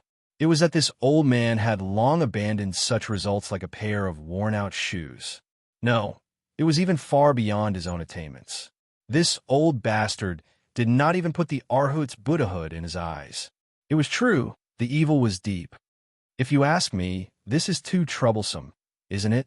Gwashuk held the miscellaneous food in his hand and tasted the glory flowing on the tip of his tongue. He asked in confusion, "Isn't it very simple to be free? It's much easier than this gaudy set." Chai Chuan Chuang was stunned, and his expression was stiff. He was about to refute this evil, but he saw the old man's smile gradually become more and more ferocious and violent. You want to understand the Dharma, but don't be confused by others. From inside to outside, eat whatever you see. Eat Buddha when you see Buddha. Eat ancestors when you see ancestors. Eat Arhut when you see Arhut. Eat parents when you see parents. Eat relatives when you see relatives. He raised the bowl and drank the soup of the miscellaneous food in one gulp. He crushed the lacquer bowl inlaid with gold with one hand and laughed strangely. Only then can you be free, not bound by things and free. Do you understand, little brat? If you don't completely devour this obsession, the so-called detachment, the so-called enlightenment, will always be the moon in the mirror, the flowers in the water. The old man raised his chopsticks and ordered arrogantly, "Now, bring all your little toys here at once, all of them." Chai Chuan Chuang had forgotten what happened next. As if he had fallen into a daze, he numbly followed the old man's orders and presented all the dishes. In the end, he watched the old man swallow them all. He did not even burp. He smiled contemptuously. He did not even bother to say, "That's all." He just wiped his mouth casually, raised his head, and asked, "Next, it's this old man's turn, right?" In the silence, Chai Chuan Chuang felt fear from the bottom of his heart. It was difficult to understand, but he could not escape. With the last of his courage, he nodded. He sat in front of the cooking table. Even though he knew that he could not win, he still attacked the enemy again. Very good. I like people who keep pestering. An enemy who is not affected by fear has the value of going all out. Chai Chuan Chuang, you are indeed a qualified cooking demon. You are qualified to enjoy this old man's junior prison. Gwashuk raised his hand, threw the steamer away, and placed the steamed pig head meat in front of Chai Chuan Chuang. "Please enjoy, Chai Chuan Chuang. If you really have a plan." What was this? Chai Chuan Chuang looked at the thing in front of him in shock. It was a pig head steamed with water. There was no salt, no pepper, and no seasoning. Except for the meat itself, there was no taste. There was even a faint smell of blood. Even so, Chai Chuan Chuang still couldn't help but want to eat it. To be exact, he wanted to have it. He wanted to get it. He wanted to let this overly tempting meat fragrance fall into his stomach. An incredible thirst. His eyes were burning red. The emptiness that had been in meditation for decades disappeared without a trace. "It seems that your skill is not very good. You broke the golden body just like that?" Gwashuk chuckled strangely, but he did not urge him. He just stood aside and watched. He quietly watched the show that was about to happen. In the eyes of others, Chai Chuan Chuang seemed to be possessed by a demon. He fell into a daze. His chopsticks were suspended in the air, and he was in a daze. Soon after, he let out a strange cry and jumped up from his chair. It was unbelievable. It's biting me." Everyone was stunned and looked at him in confusion. Everyone saw it clearly. How could a half-steamed pig's head bite someone? But Chai Chuan Chuang was not necessarily talking nonsense. He was just making people hallucinate. There were many ways to do that. After calming down, Chai Chuan Chuang once again reached out his chopsticks to the food in front of him. He made up his mind. Even if the pig head opened its mouth to bite him this time, he would never let it go. In this way, he fell into a daze again. Even if he was bitten by the illusory pig head, he did not let go or retreat. He was going to hold this overly glorious and tempting power in his hands. In the silence, there was a surprise cry. Chai Chuan Chuang, who was in a daze, suddenly trembled. 3 of his fingers were missing. The pig head's closed mouth slightly arched, and one could vaguely see the extra fingers in its mouth. A chill suddenly came and engulfed everyone. The dish that was supposed to be eaten by people was eating people at this moment. Power can eat people. Isn't this normal? It's the privilege of a feudal lord. Gwashuk smiled strangely and mockingly reminded him, "Be careful. If the dignified cooking demon is eaten by a pig, it would be too ugly, right? Chai Chuan Chuan could no longer hear him. He was climbing, intoxicated by the fragrance that no one could resist. He was climbing toward the throne in the void. He finally saw the power to rule the world. Chapter 669. What hit him in the face was a terrifying cold wind that he had never experienced before. When Chai Chuan Chuan came back to his senses, he was already standing at the top of the mountain. He looked up and could stare at the magnificent and heroic halo. It danced in the air like an aurora, occupying the sky and easily dyeing everything with its own color. He had never seen such a magnificent peak, dangerous and noble. When it appeared in front of him, everything in the world ceased to exist because it was the hub of heaven and earth. It was so cold, but he could not feel fear, because there was an unexpected and terrifying flame burning in his chest, dispelling the cold that was not worth mentioning. It burned his eyes red and urged him to go forward. He was challenging the perilous peak where countless corpses had been buried. Even if there were constant screams, along with the thin bodies, falling from the sky and smashing into meat paste beside him, the splashing blood fell on his face, bringing with it a tempting sweet fragrance. Every time he climbed, there was a step of joy, just like everything he had experienced in the past. From the moment he was born, competition began in kindergarten. Students could only be enslaved. The class monitor had the right to eat first and could freely choose milk. But he still had to listen to the teacher and run for the teacher's orders. But the teacher had to listen to the headmaster. No matter how unreasonable the teaching requirements were, he had to meet them. When the headmaster met some students' parents, he had to put on a smiling face and try his best to please them. In front of the school board and investors, everyone's efforts became a set of numbers, written on the exaggerated smiling faces, and they were free to choose.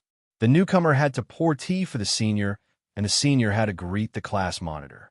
The class monitor was nothing in front of the CEO, but the CEO also had to bow to the servant, to the higher class monitor.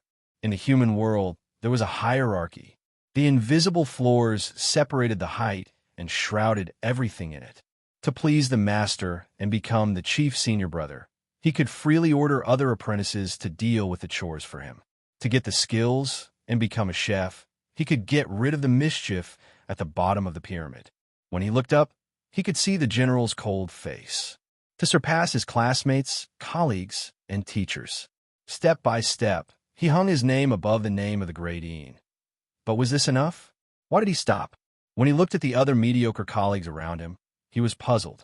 Wasn't this just the beginning? He struggled to climb upwards, forgetting everything. Appraised as a one-star culinary demon. Independent. After completing his apprenticeship, he would be able to earn a huge amount of money. But no matter how much money he had, it was meaningless. Once he obtained 2 stars, he would be able to control the great Een One and become a general who kept his word. He would be able to walk under the spotlight and bask in the envious gazes of everyone. But it was still limited to the signboard of the Een, buried by the glory of the previous generation. With a 3-star rating, the Chai Chuan clan would be able to form their own faction. They would be able to look down on others and laugh proudly at their peers. Then it went up even further until the courtiers bowed their heads and the physicians saluted. Even in front of the High Emperor, he could talk cheerfully and humorously. That's right, as long as I move forward, all of my opponents will crawl under my feet. Chai Chuan Chuan strode toward the throne of the Devil Chef's Peak. Just a little bit more, just a little bit more. In front of the dining table, Chai Chuan Chuan's arm was already exposed to the bone. Sweat constantly dripped from his forehead and face. He was drenched in sweat. He panted heavily. Between the bones of his fingers, a pair of trembling chopsticks was unable to cross the final line. He was only 1 step away from the end. Only 1 step left. What a pity it ends here. Guashuk looked down at his miserable opponent with pity. Above his head, the cold light sprinkled down, and a huge shadow spread out, covering that pale face. In that instant, under the peak, the terrifying snowstorm came to an abrupt end.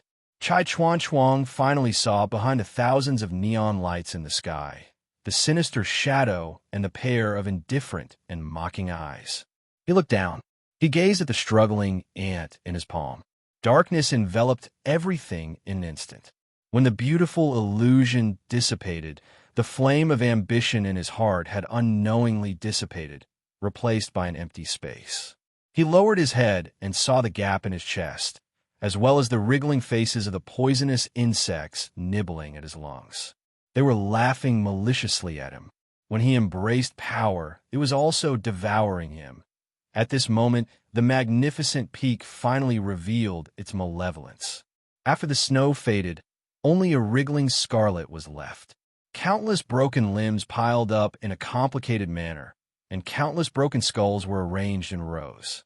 Stinky blood flowed out from the gaps, crawling through the distorted faces and empty eyes. The tragic mountain formed by the piles of corpses reverberated with a terrifying, shrill laughter. Tentacles stretched out from it, pulling his broken arms and body inwards, shrinking little by little. "Go away! Go away!" Chai Chuan Chuang screamed, roaring furiously as he struggled with all his might. He staggered backward. Even though he had woken up from the illusion, he still couldn't get rid of the terrifying nightmare, nor could he escape from the empty gaze of the pig head in front of him. The cracked face was quickly twisting, but no blood could seep out. In a mournful wail, the last bit of his consciousness collapsed. He completely fainted. In the dead silence, only the faces of the other 6 demon chefs gradually darkened. Their expressions twitched, and their faces turned ashen. On the plate, the pig head was still intact. Not only did the aroma not disperse with the passing of the temperature, but it became more and more alluring under the offerings of the sacrificial victims. It was tempting the next victim to come on stage. However, no one took a step forward. No matter how patiently they waited, no one spoke. "What's wrong? What's wrong, everyone?" Guoshuk sneered softly, looking at the complicated faces. "You're retreating just like this? You're scared just like this? Is there only one person who failed?" Someone couldn't hold back his anger and uneasiness, growling in a low voice. "This kind of thing, can it really be considered a dish? Why not? The so-called pig is for people to eat, isn't it? It's just that the requirements for the customers are a little higher. Otherwise, why would it be called the junior prison? This is the privilege of the nobles." Guoshuk grinned, revealing his jagged, sharp teeth, just like a monster showing off his weapon. He grinned hideously. "You should be able to feel it, right? This is the weight of the country.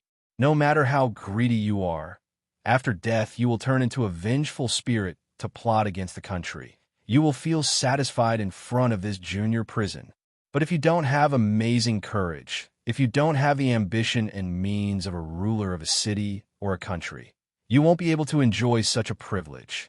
If you don't have the courage, don't mention the position of the House of Representatives. If you don't have the virtue to match the position, there will be disaster. Incompetent people who only looked impressive, while people who only knew how to seek personal gain, and idiots who did not know their own worth deserve to be devoured. No matter how pitiful and sad you are, you can only blame yourself. Come, let me see your structure.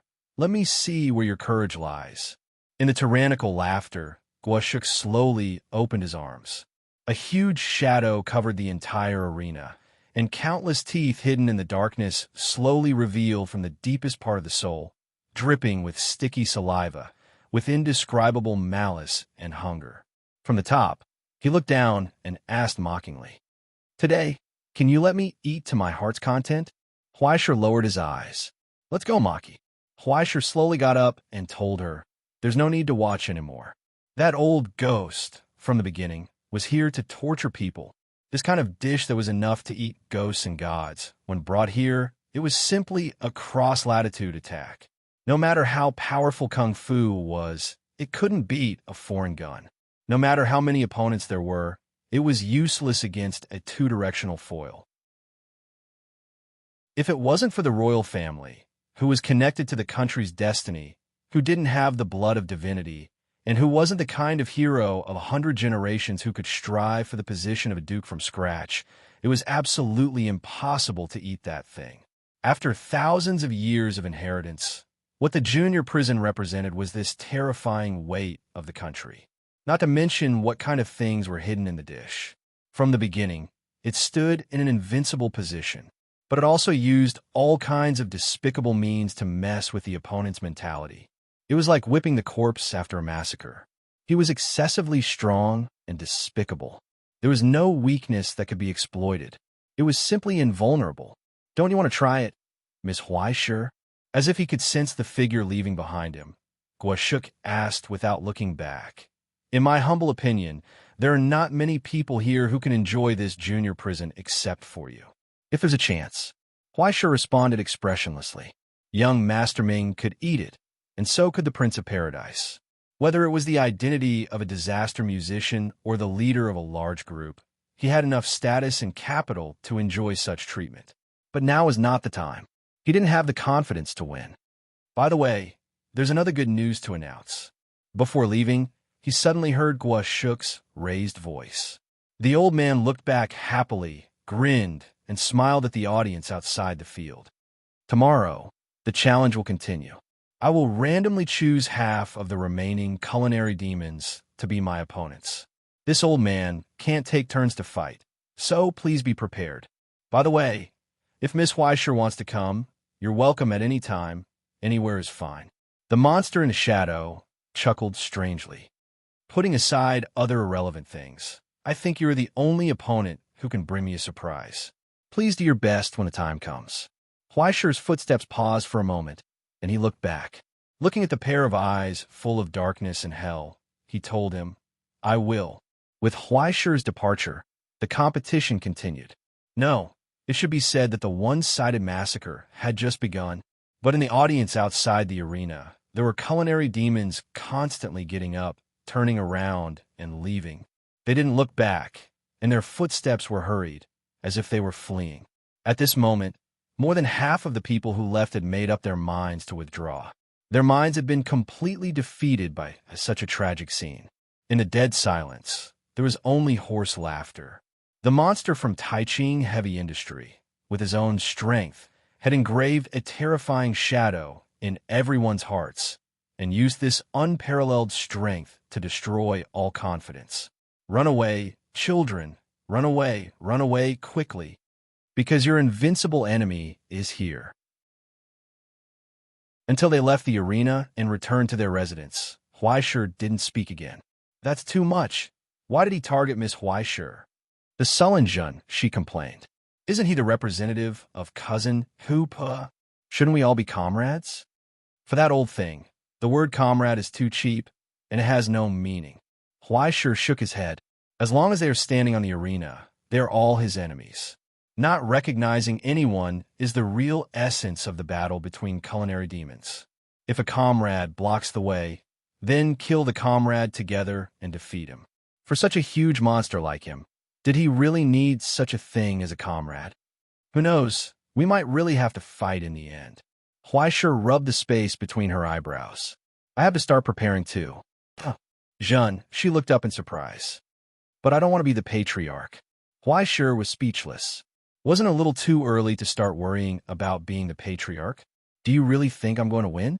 Wasn't this confidence a little too much? "Although I feel that the old man is very strong, I feel that Miss Huaishur isn't weak either." "Jun," she said seriously, "if it were up to me, Miss Huaishur will definitely win in the end." In the silence, Huaishur laughed softly and rubbed her hair. "Then, I'll take your blessings." After waving her hand and saying good night, Miss Huaishur went back to her room and closed the door. Then, she started to panic. After flipping through the cookbook for the whole night, she finally saw her future from between the lines. It's hopeless. Just wait for death. Goodbye. There is no suspense in the outcome of the battle between culinary demons.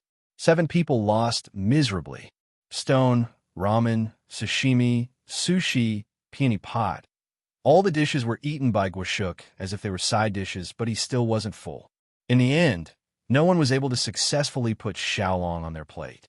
On the contrary, After the competition ended, Gwashuk, who still felt that it wasn't enough, made himself a plate of dipping sauce, tore the pig's head meat with his hands, and ate it clean. In front of all his opponents, from his ears to his brain, there wasn't a single piece left. He chewed on the terrifying essence of the abyss wantonly. After that, he only burped. He carried his bamboo basket and casually turned around and left, as if he was an old man walking his bird. Only dead silence and tragic scene were left. As he was leaving the arena, Vladimir received a phone call. "Okay, I'll be there right away." 10 minutes later, he saw his employer, who hadn't shown up since the beginning of the battle between the culinary demons. He looked like he was aging prematurely. There were spots of white on his beard and hair. A middle-aged man in a suit was sitting on the sofa, muttering to himself. It was his employer, Masahiro Rimi. More people called this man Sergei, Salesh Satomi. Although he was the eldest son of the main family, among all the candidates for the head of the family, he had the weakest relationship with the family. Ever since he left home and went to the Russian Federation, he had no financial dealings with the family. Over the years, he had been traveling between the Russian Federation and Africa as a traveler and businessman on the surface. Not many people knew what kind of business he was doing behind the scenes. Many people knew that he was very rich, very powerful, and had many close friends in the upper echelons of the Russian Federation government. Other than that, everything else was hidden in the fog. Vladimir wasn't interested in this, nor was he in awe or anything. After walking in, he greeted him warmly. "Oh, what have you been busy with these 2 days? Long time no see." She rummaged through his liquor cabinet and found a bottle of whiskey. Then, she began to pour it into his mouth. "Walia, you'd better not speak Japanese. The name Danisan doesn't sound right."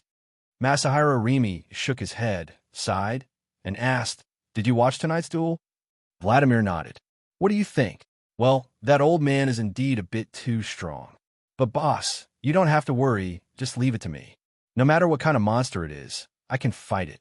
Vladimir showed off his biceps. "My tough steak is invincible. It's good to have confidence." Masahiro Rimi pondered for a moment and suddenly said, "However, I will issue a challenge for you tomorrow." "What about the opponent?" "Who is it?" "Kaori Kiriko." An unexpected name came out of Masahiro Rimi's mouth. In an instant, Vladimir came to a realization.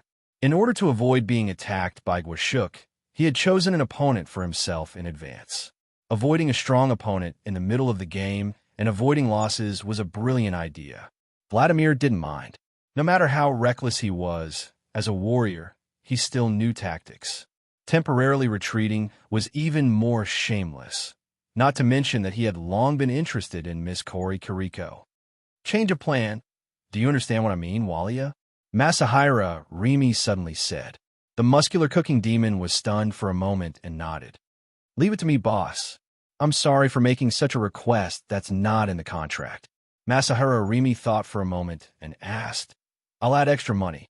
It's still the Whale Protection Association, right?" "It's changed its name now." Vladimir corrected him.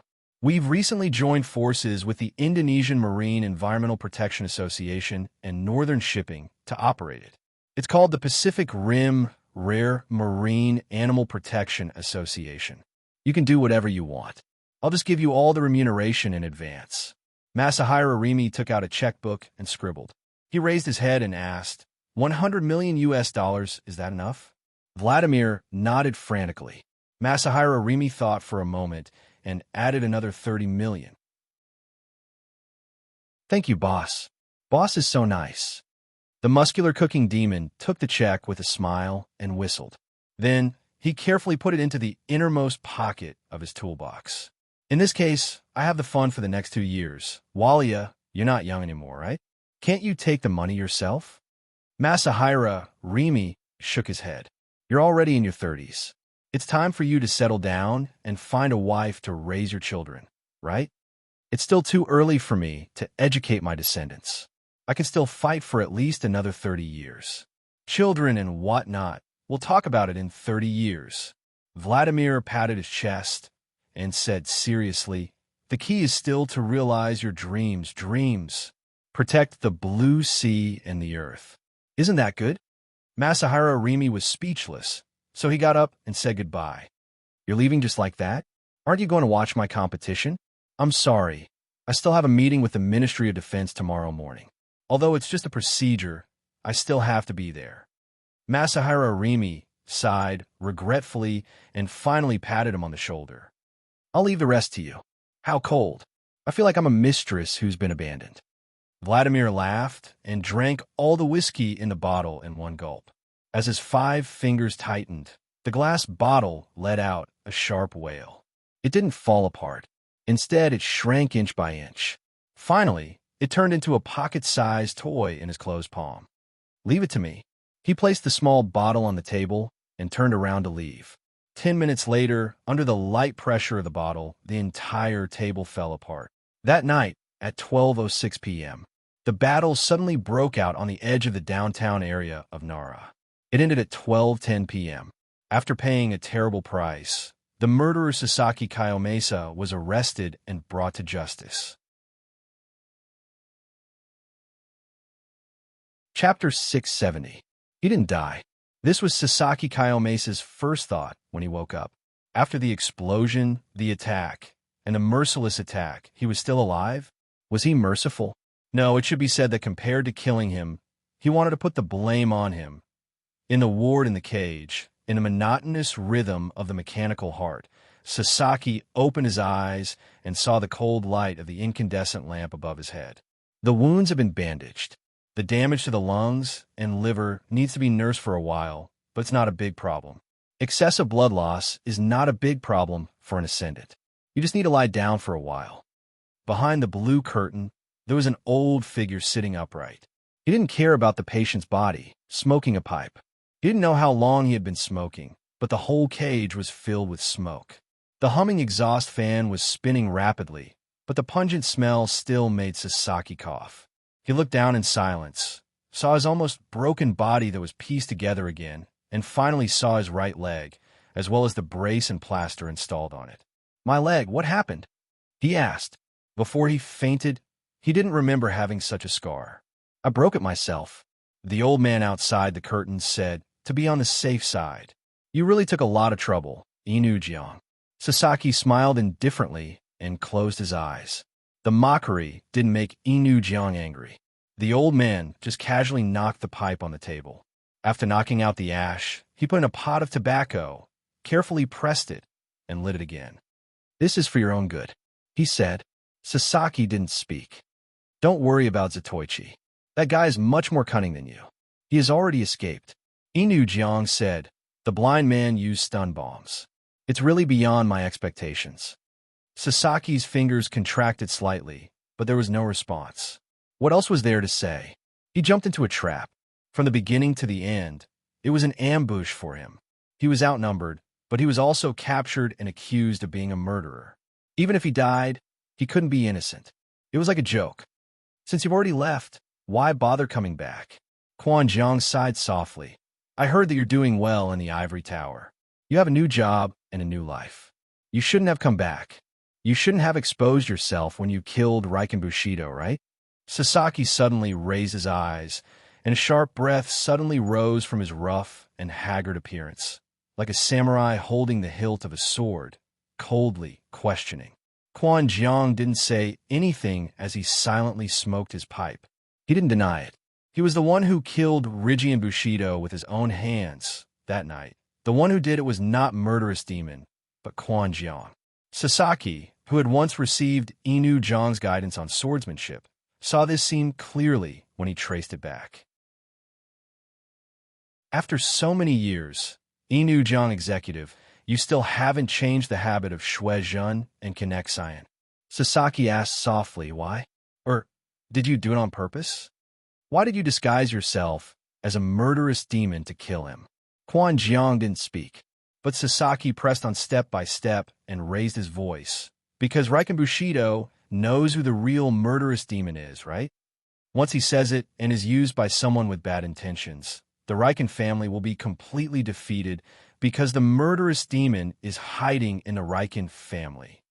"No, I'm the murderous demon." "You guessed wrong, Sasaki." The old man behind the curtain knocked the pipe in his hand. After knocking off the last dash, he slowly got up and bowed. I'm sorry for framing you. I fell into the evil path and indulged in the pleasure of killing people. When people get old, they will feel the decline of their strength. Unwilling to be old, I chose to drink blood and live again to maintain my vitality. He calmly said, Please rest assured that after the matter is over, I will surrender myself to Looming Hall, plead for Caesarean, and clear your name. Before that, please have good rest. Soon everything will be settled. In this way, after taking a few steps back, he turned and left without any reluctance. What kind of bullshit reason is this? But the man who was bound to the hospital bed was not happy because he could wash away the injustice. Instead, he flew into a rage and roared, Quan Jiang, Quan Jiang, what the hell are you doing? I'm doing the right thing. Quan Jiang replied without turning his head, doing what a samurai should do. In this way, the Riken family will be preserved. Is the preserved thing really the original Riken family? Sasaki struggled with all his might, regardless of the wound bursting open and the blood spreading. Such shameless boasting, you old man. Do you really know how to write the word shame? Are you worthy of the Riken family's trust in you? Quan Jiang's footsteps paused for a moment, and then he said indifferently, You and I are both samurai. You should know the importance of kindness. Don't take it for granted to judge others with the thinking of a wild dog. A wild dog also knows right and wrong. Quan Jiang was silent for a moment and was amused. He shook his head indifferently. He was conscious of how ridiculous the argument was. It doesn't matter whether it's right or wrong. As long as the Riken family can survive, as long as it can be maintained, it's fine. Even if it's just an empty shell, I can go to Lord Zhongzong to receive punishment after I die. The hunchbacked old man took one last look at him and tiredly said, That's all I can do. He didn't care about the angry roar behind him. He closed the door. Watch him. Finally, he said to the supervisor, If he acts rashly, there's no harm in killing him. The supervisor nodded indifferently. Quan Jiang didn't look back. He went straight up, passed through layers of defense, and saw Jiao Shan waiting at the door. Where is he? He asked. He's already here, Jiao Shan said. He's waiting for you. Quan Jiang nodded and walked straight to the heavily guarded quiet room. He passed through the corridors and doors and pushed open the last paper door. He saw the young samurai kneeling under the painting. As if he had already foreseen something, his eyes drooped and his expression didn't change. He couldn't see the impulsiveness and impatience that he usually deliberately showed. He no longer concealed the sinister, fox-like look in his eyes. I made you wait for a long time, Jiu Jing.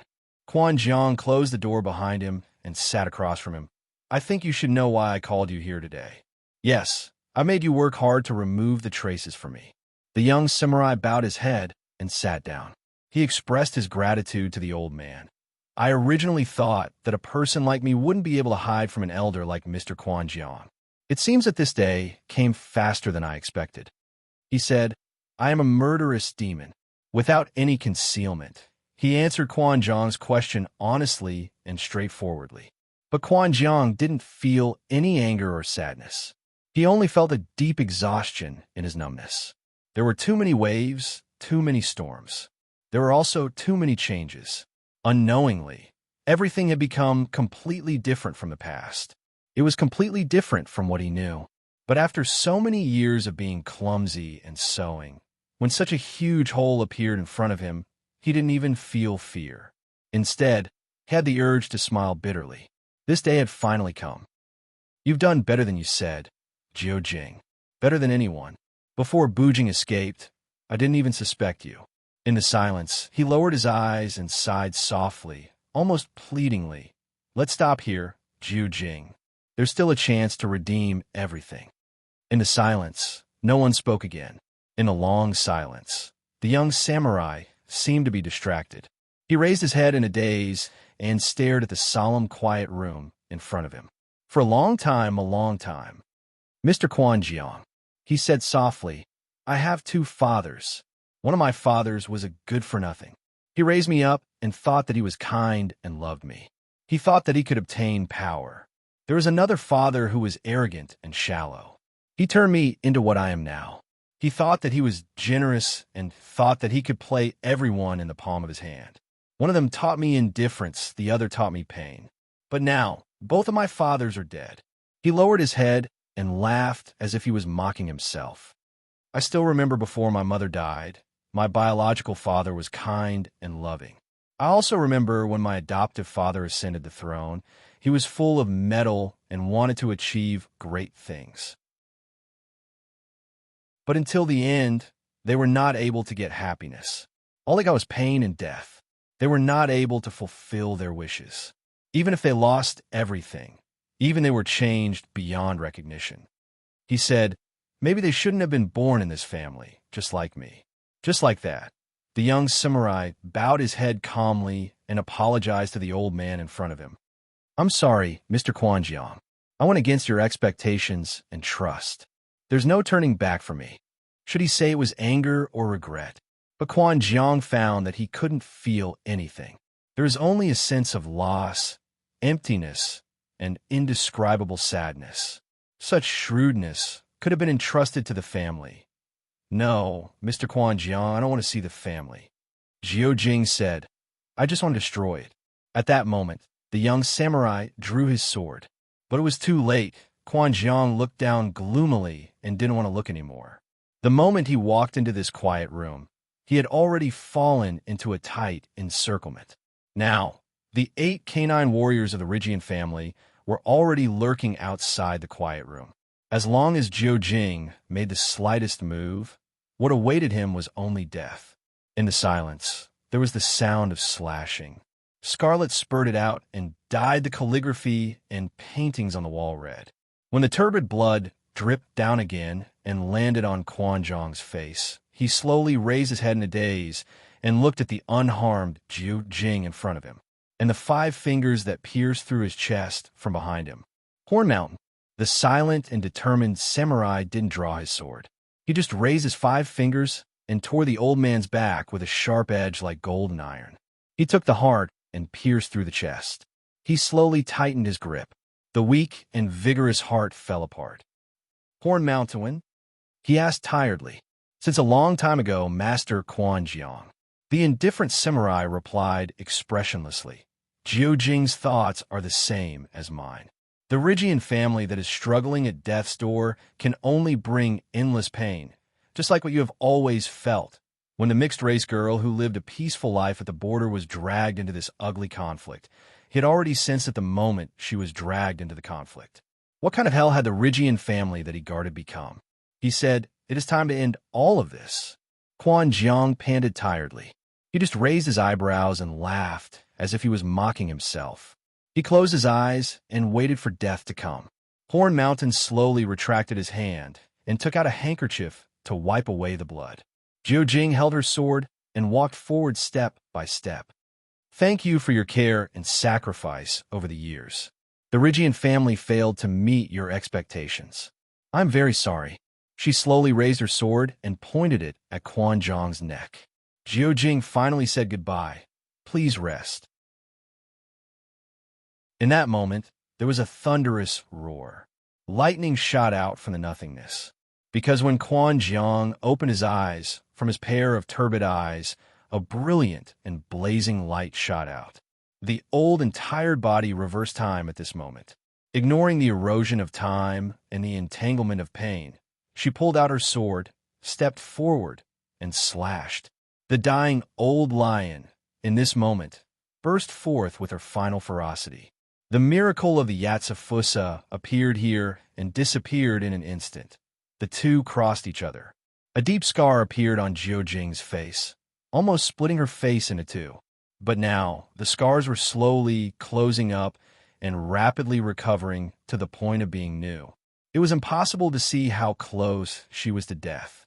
In the sound of staggering footsteps, the blade in Quanjiang's hand shattered. Blood spurted out from his chest, taking away the last of his breath.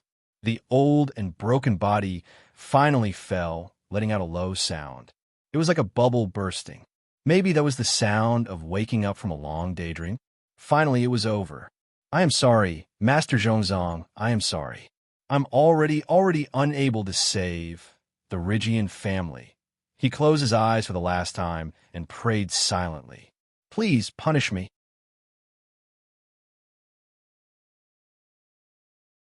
Chapter 671.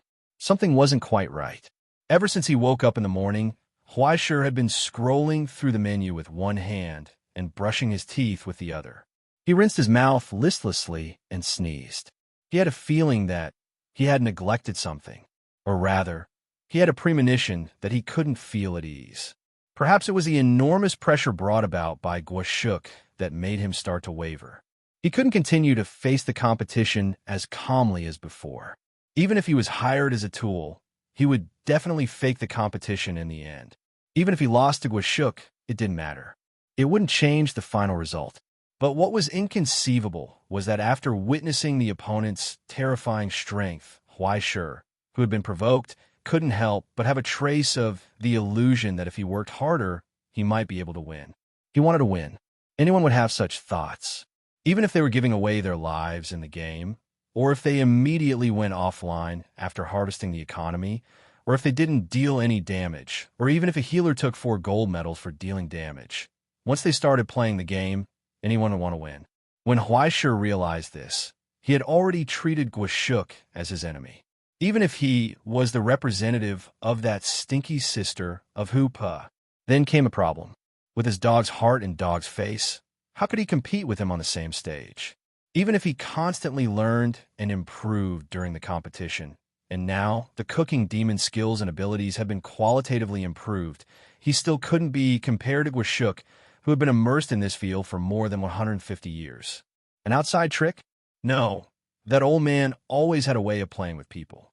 He might be even better at using outside tricks than him. It wasn't impossible for him to dig out his identity from Hupa and then expose it on the spot during the competition. After all, that old man didn't look like a docile and obedient tool. Once he was in a mood, it wouldn't be strange for him to do something crazy. At worst, he would turn hostile and chop people up. Although there was a high probability that even if he turned hostile and chopped people up, at least he wouldn't lose face, right? It felt like once he started to think this way, it was already too late.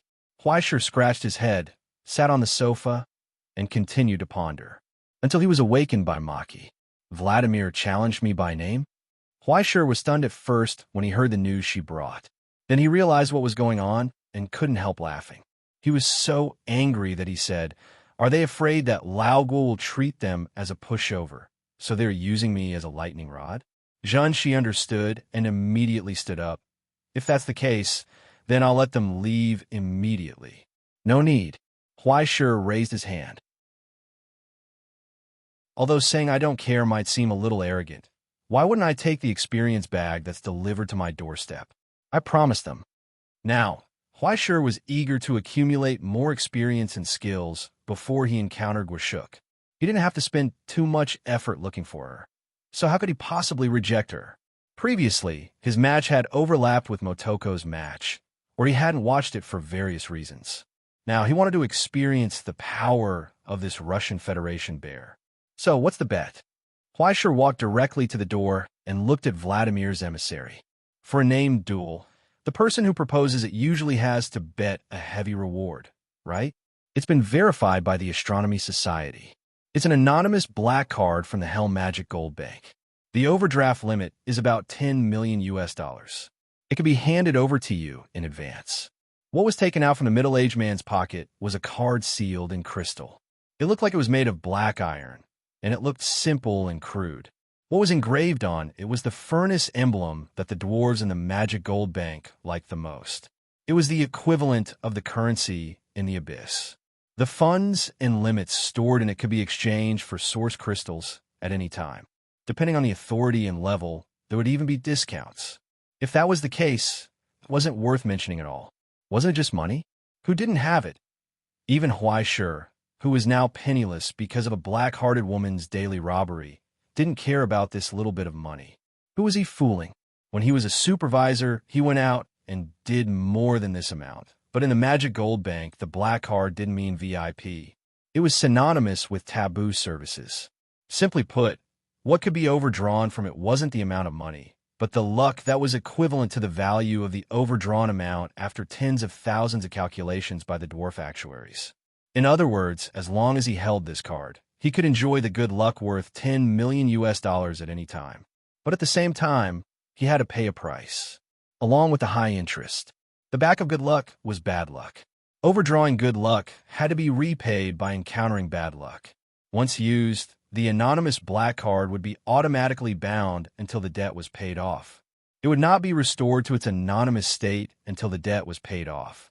In other words, before that, the user would maintain a state where cold water would be stuck in his teeth. Even walking on the road would be hit by things. Sitting at home, there might be cannonballs falling from the sky. It was not a problem for the inexplicable negative reviews to be damaged. Okay, no matter how small a mosquito is, it's still meat. It's passable. Huaishir had a toothache when he saw this. This thing was completely useless to him. His own luck had been changed by Crow to the point that even his mother couldn't recognize it. Not to mention, there was the interference and influence of the Book of Destiny. If he tried to have a little bit of good luck with this thing, it might cause a messy chain reaction. After thinking about it, he took it and threw it to Zhen Shi. After Huaishir solemnly reminded her to use it with caution, she signed her name on the confirmation form. So, what's the time of the match? Tonight. Okay, then it's decided. Huaishir nodded. Suddenly, he felt an uneasy premonition in his heart become stronger. Late at night, Imperial Chef's Test Arena. When Huaishir entered the arena, the entire arena was already illuminated by the blazing fire. The heat was oppressive. It was the grill. The huge grill had already been preheated.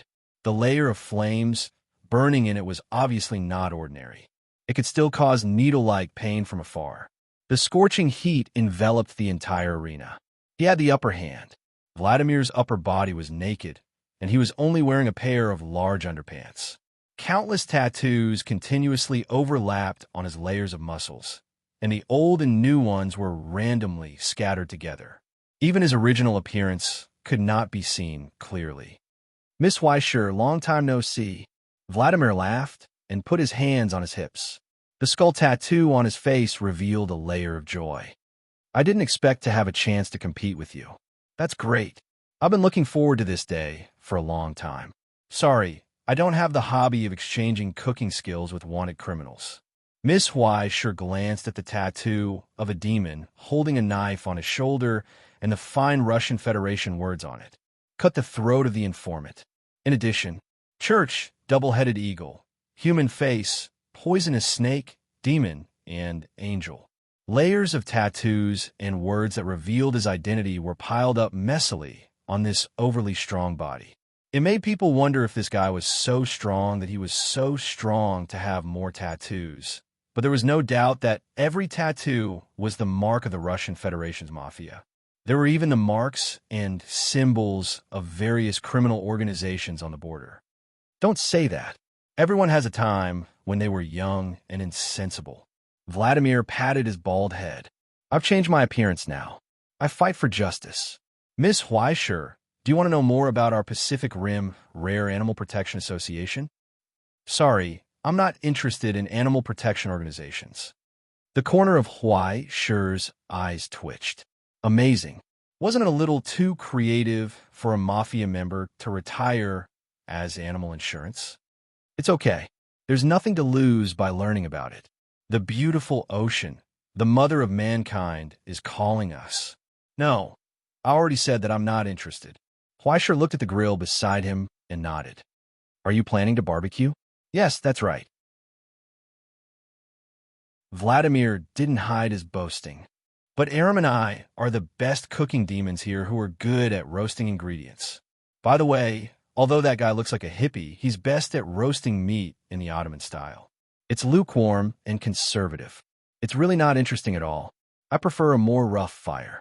Only the meat that can't be burnt and roasted is good meat, right? As he spoke, his fingers tapped on the net on the grill.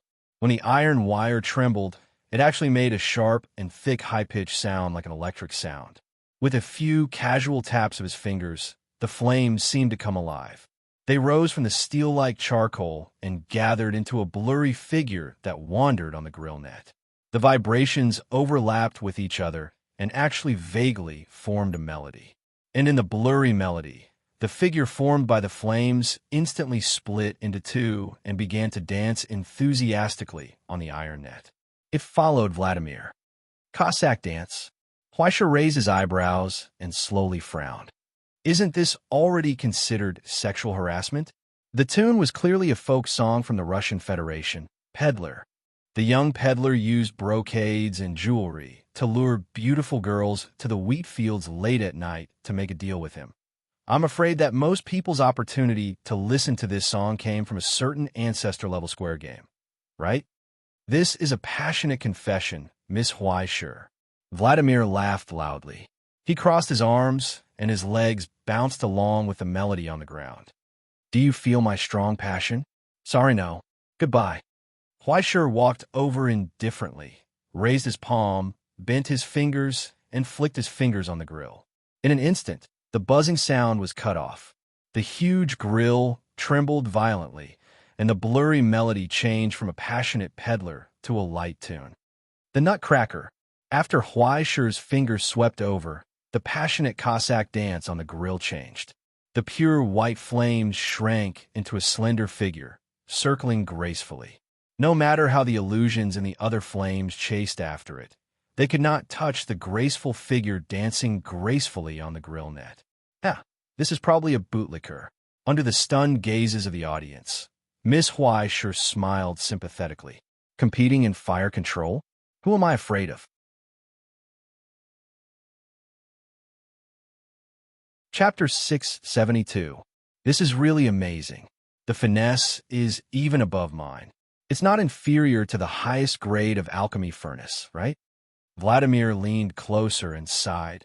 As expected, Miss Huaizhi is a strong enemy who is beyond my expectations. If that's the case, it doesn't matter even if the plan is changed.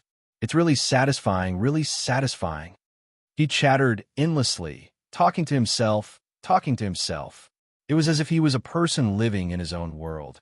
He didn't care whether others could understand him or not, nor did he care what others thought of him. Vladimir reached out and took out a specially made material box from under the table. He placed it on the cooking table and raised his head to ask, I know that Miss Huaizhi has the habit of cooking later, so it's okay for me to prepare the ingredients a little before the competition starts, right? In the material box that was opened, a little wisps of cold white mist kept rising. There was no doubt that it was the extreme cold that was artificially simulated. A whole piece of thick ice, as if it had been dug out from under some layer of ice, was suffused with a faint blue light. One of the thick hind legs was revealed. It had a beautiful cross-section, and the texture of the meat could be clearly seen. But the problem was the meat of the hind leg that occupied the entire inside of the ice was actually half the size of the table. What kind of animal's leg could be so thick? It didn't have any deep sedimentation or the aura of hell. Any culinary demon could tell that it was a creature that was born and raised in the present realm. And the outermost part of the fur, with thick gray hair, looked strangely familiar. He couldn't think of where he had seen it before. Raising his hand axe, Vladimir roughly tore apart the ice on the cooking table. He shoveled away the irrelevant corners and delicately tore apart the flesh of the hind leg that had already been embedded. No, it had already fused with the entire ice block. He reached out and scraped out a trace of scarlet blood powder. He put it into his mouth, tasted it slightly, and nodded in satisfaction. To be honest, what I'm really good at is actually steak, but real steak doesn't need such complicated tools. It only needs a red-hot stone and a piece of meat. I don't even need to care about the type of meat. After all, in prison, having rats to eat is already a happy enough thing. However, for such a precious ingredient, it must be cooked in the most serious way. The corners of Huaisha's eyes twitched as he finally guessed something. This is an elephant? Vladimir froze on the spot and looked at the woman in disbelief. He was stunned. Then he said seriously, Elephants are protected animals, Miss Huaizhi. What the hell? 100,000 question marks rose from Huaisha's head. What did you say? Today, there are less than 400,000 elephants left in the world. Due to the destruction of vegetation and changes in the environment, the number of elephants is decreasing every year. Even so, there are still poachers who constantly attack these pitiful creatures for their ivory products. It's already hard enough for them to survive, so why eat them? Vladimir said righteously. Every year, the African Rare Animal Protection Association will put in a lot of effort and cost to help this poor species continue to exist. Even if it's someone who has nothing to do with animal protection, you shouldn't think about eating it. The corners of Huaishi's mouth twitched violently, and his entire body went numb. The first time he was taught by Chef Demon was about animal protection? Amazing! What kind of F***king Chef Demon are you? Also, you're really an animal conservationist. It was as if he saw the light of the Holy Mother shining on the earth. This muscular guy with tattoos all over his body was emitting a loving light, which made Huaishi a little unbearable. I don't want a male mother. Okay, stop talking. Huaishi covered his face and pointed at the hind leg meat on his cooking table. Then what is this? Then, please allow me to introduce to you. I specially prepared and brought it for this chef demon duel. It's a rare treasure mine from the deepest part of the ice field in my hometown. It's one of the few wonderful ingredients in the world. Vladimir spread out his hands and announced loudly, "Wait!" Huaishi raised his hand, took out his phone, opened the translation software, and pointed it at him. Say it again. On the screen, the translation software quickly came up with a result. It was a Russian word that was used to refer to things that lurked underground in the early days.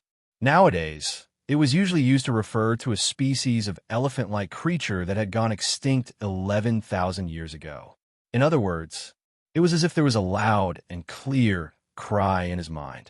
In an instant, amidst the illusory wind and snow that pounced on his face, a giant mammoth that was as tall as a mountain walked out. Its huge teeth were pointed at the sky, sharp as knives. When it took a step, the earth shook. The overlord of the ice field walked on its own territory, and a loud rumble sounded. Mammoth! Huaishi felt as if he had been struck by lightning, and he almost roared, "Isn't this a F***king rare animal? It doesn't count if it's already dead." Vladimir shrugged and spread his hands.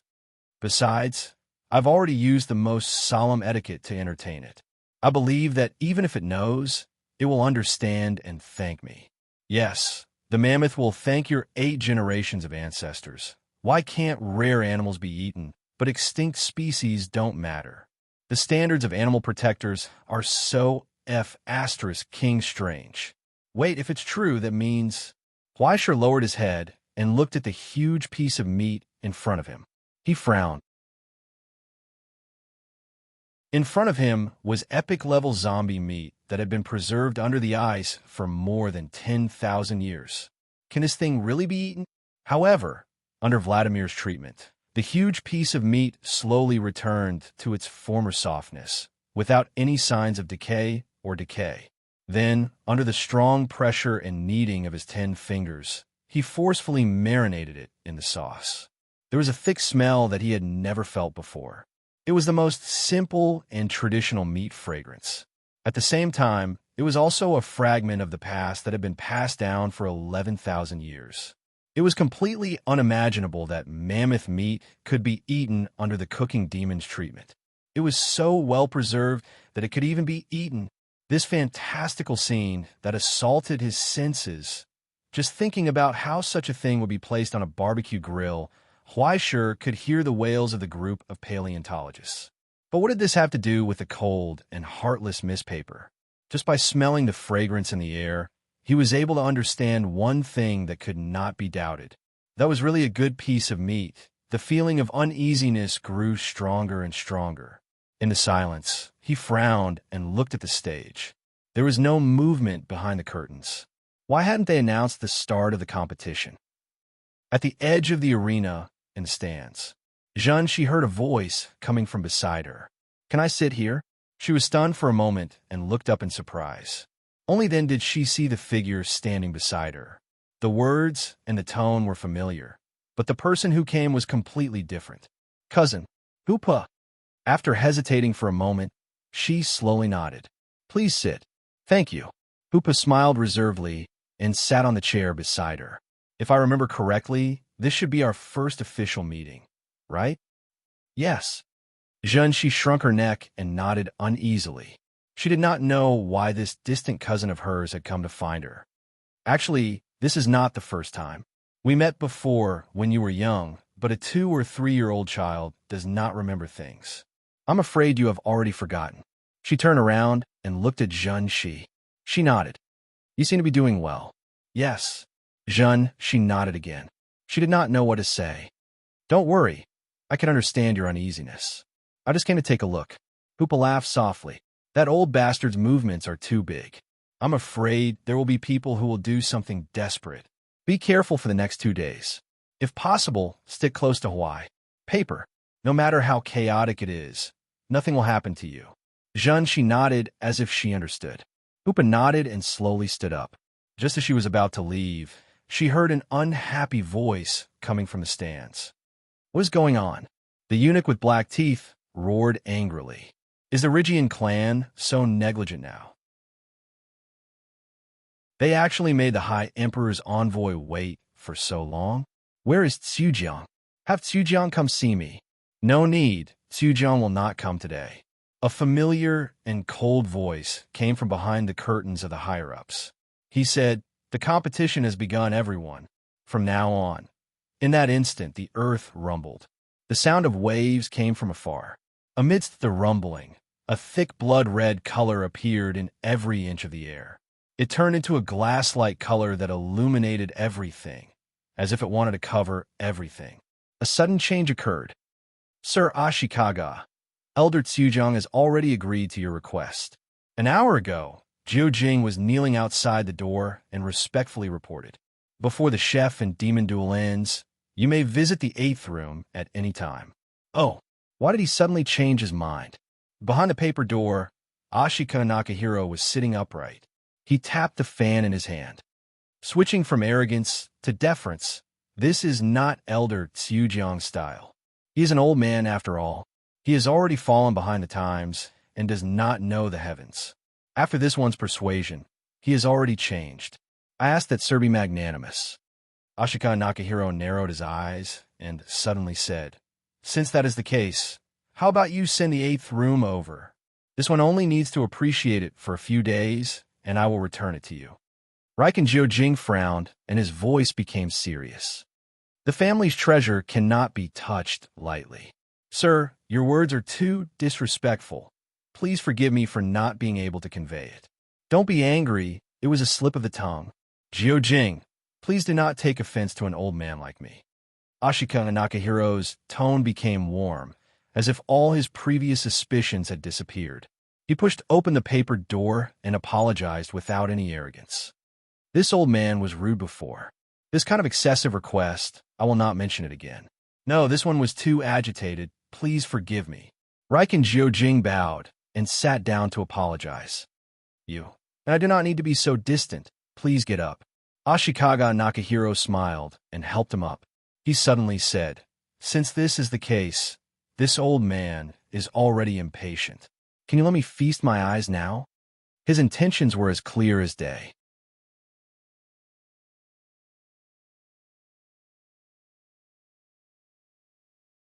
Behind the eyes of the helmet, a ruthless and sinister bloody light suddenly surged from within the solemn and sacred glazed light. In the blink of an eye, the noble divine general had degenerated into a demon. He raised his palm. It easily pierced through the layers of defense and landed on Ashikata Nakagawa's neck, lifting him up from where he stood as if he was picking up a toy. The 5 fingers that were as sharp as knives slowly tightened. The divine mark that was clearly ownerless was moving on its own at this moment. It regarded him as an enemy. But under Ashikata Nakagawa's feet, his shadow suddenly shrank to the size of a pinhole. Then, it rapidly expanded like a whirlpool, and the legion residing in the shadows responded to the summons. Fars Luo just slowly raised his other hand, pulled out the sword at his waist, and stabbed into his shadow. Endless bloody light spewed out, instantly covering all the darkness and filling it up. Then, the terrifying venom dissolved everything in an instant. All that was left was the sizzling sound of the body turning into ashes. Suffocation came suddenly. Ashikaga Nakagawa's eyes widened in shock. His face was ashen, and he struggled with all his might, letting out a hoarse voice. "Are you crazy, you murderous demon?" As expected of Lord Ashikaga. "It's not surprising that you know this." Jiojing stared at the furious face and suddenly sneered. "If I'm not wrong, you trust me so much because you have this information, right? Otherwise, you wouldn't help me deliberately hide the traces of the murderous demon. After a person like me becomes the head of the family, can I only follow the lead of the Ashikaga clan? But it doesn't matter," he said. "I don't care." You. Ashikaga Nakagawa's eyes widened, and his pupils gradually became bloodshot. "Unfortunately, Lord Nakagawa, I don't have much time to play games with you. We could have gotten along harmoniously, but unfortunately, Hoopa is really too powerful, forcing me to act hastily." He said, "Your daughter is a powerful character." The last sentence was naturally not said to Ashikaga Nakagawa, but there was no one else here. Only a hoarse voice sounded from the hollow armor. Squeak, accompanied by the sharp sound. The bright brilliance above Yatsufusa gradually faded. In the end, what remained were countless mottled traces left by overlapping blood. A miracle was reversing into a disaster. The original stigmata relic Yatsufusa was based on the Hound God. After integrating the elements of the 8 virtues, it became the incarnation of the legendary immortal Buddha on Earth. But now, the immortal Buddha had fallen and turned into evil spirits. In the history of the past, the princess of the Riken clan, Fuji, was cursed by the vengeful spirit Yuzi. She was implanted with the 8 evils and degenerated into an evil spirit. In order to not let herself become the source of disaster in the world, Princess Fuji sacrificed herself and reversed the 8 evils into the 8 virtues. From then on, 8 loyal and powerful warriors were born in the world. They received the miracle and gift of Yatsufusa and assisted the Riken clan to defeat evil, eradicate the root of disaster, and set things right.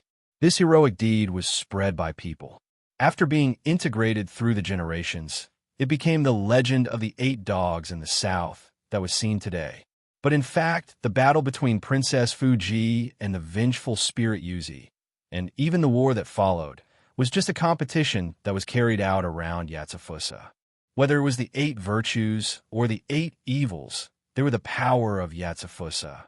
The only difference was how they appeared in the world. Now, when the reversal came, the 8 virtues naturally fell apart.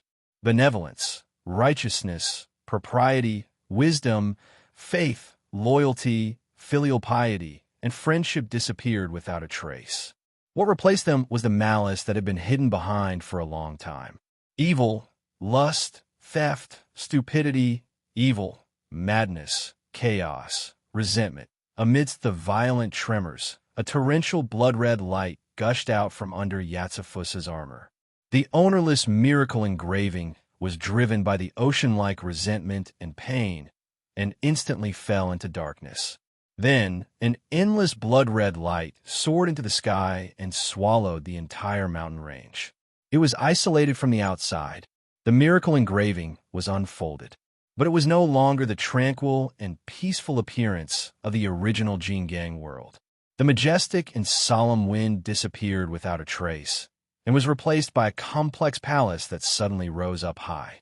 What the ears heard was the ubiquitous sweet moans and violent roars. What the eyes saw was a colorful and confusing spectacle. What the tongue tasted was a fragrant and sweet fragrance. What the senses felt was a fairyland that was so beautiful that it made one's heart tremble in fear. Inverted dreams. All living beings fell into eternal oblivion. This was Heavenly Demon Love Dai, Dharmakaya. Under the call of this huge disaster, the gorgeous palace of the Heavenly Demon in the past descended here, guiding all living beings to step onto the path of demons. The 8 great virtues merged into the blood-red light, turning into the gift of the abyss and descended on all souls equally. Pulling them down, they fell into hell. In Yatsufusa's hand, Ashikaga Nakagawa twitched violently. His eyes were bloodshot and was quickly being eroded by the 8 great evils. It was difficult for him to maintain his sanity. "You lunatic," he hoarsely uttered his last words. There was a small cracking sound in his mouth. It was the poison that he used the last of his strength to bite off. Now the poison flowed and spread, instantly eroding his body and soul, ending everything from the inside out.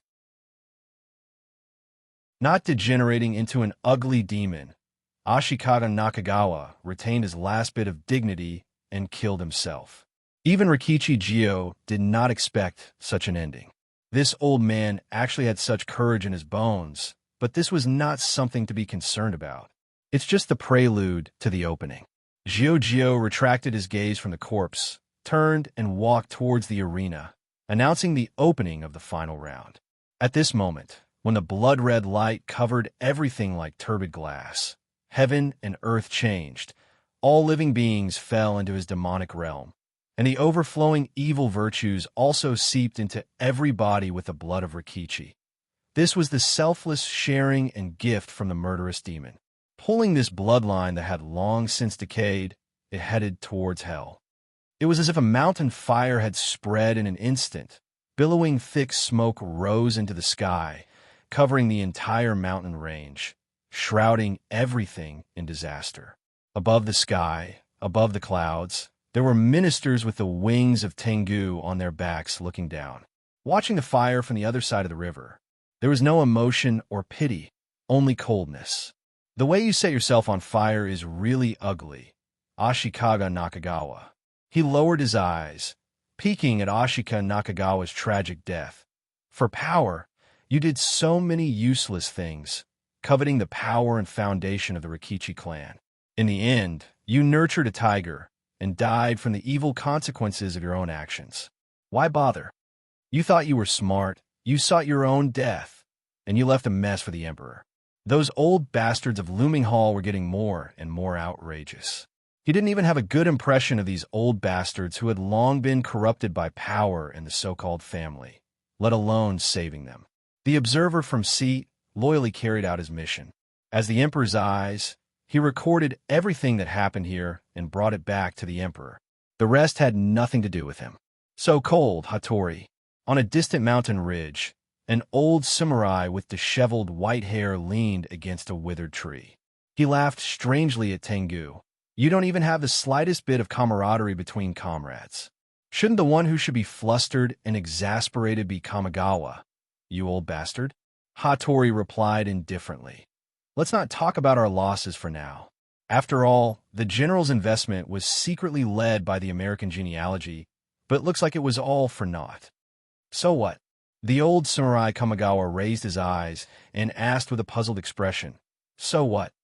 Hattori frowned. After the general hears about it, he might be so angry that he smashes his wine cup, flips the table, and gets angry, but there's nothing we can do about it, right? The old samurai Kamigawa calmly said disrespectful words. "Sir Gongfang's temper is not very good, but this kind of thing, there's no need to be so angry, right?" "If you ask me, if you're really angry, then that's it," the loyal lackey of the general said. "Although it will be a headache as a subordinate, it will at most be to the extent of where can I find a few sensible women to accompany my lord to drink some wine to calm down. Why should I be troubled to the extent of being in a terrible fix?" His smile was full of mockery as he glanced at Tengu above the clouds. "Don't take it for granted that we're the same as you, okay?" He raised his head, opening his mouth to drink the ape wine in the gourd, saying in an unconcerned manner, "For example, if you came to a casino by chance, saw a gambling table by chance, and a seat by chance waiting for you, what would you do? It's just a $10 chip. Do you need to calculate for so long just to test your luck? Even if you're unlucky and lose, do you have to beat your chest and stamp your feet in anger?" Thus, Kamigawa explained to the enemies who were already like fire and water that General knows what you're doing and he knows what you're thinking. Kamigawa laughed strangely and told him, "But the general doesn't care." Tengu Hattori was expressionless above the clouds. He did not speak, but looked at the old samurai indifferently. He snorted, "Since it's just a $10 chip, why would one of the general's 5 great samurai, the unparalleled sword, Kamigawa, personally come? It's just on the way, don't think too much." Kamigawa waved his hand casually. "Who asked the master to give the order? I haven't visited for so many years. As a disciple, I feel a little guilty. Since there's a chance to repay, I won't refuse. Your success or failure, the life or death of this place, has nothing to do with me. What I hate the most is killing people who are not interesting. So, don't worry. Even if the sky falls and the earth shatters, I won't draw my sword on you." Just like that, he was cold, mocking, indifferent, or rather, helpless. He stared at the domain engulfed by the bloodlight, in the demonic realm of his incarnation. He did not come here because of the general's orders, but because of the master's instructions and request. He came here specially. He was here to witness the end of a foolish junior in the dojo back then. The people of Dongxia say that 3 years old can tell how old you are, but what can you do if you've been a red deer since young? He sighed helplessly. From 8 years old to 38 years old, Sasaki, you're hopeless.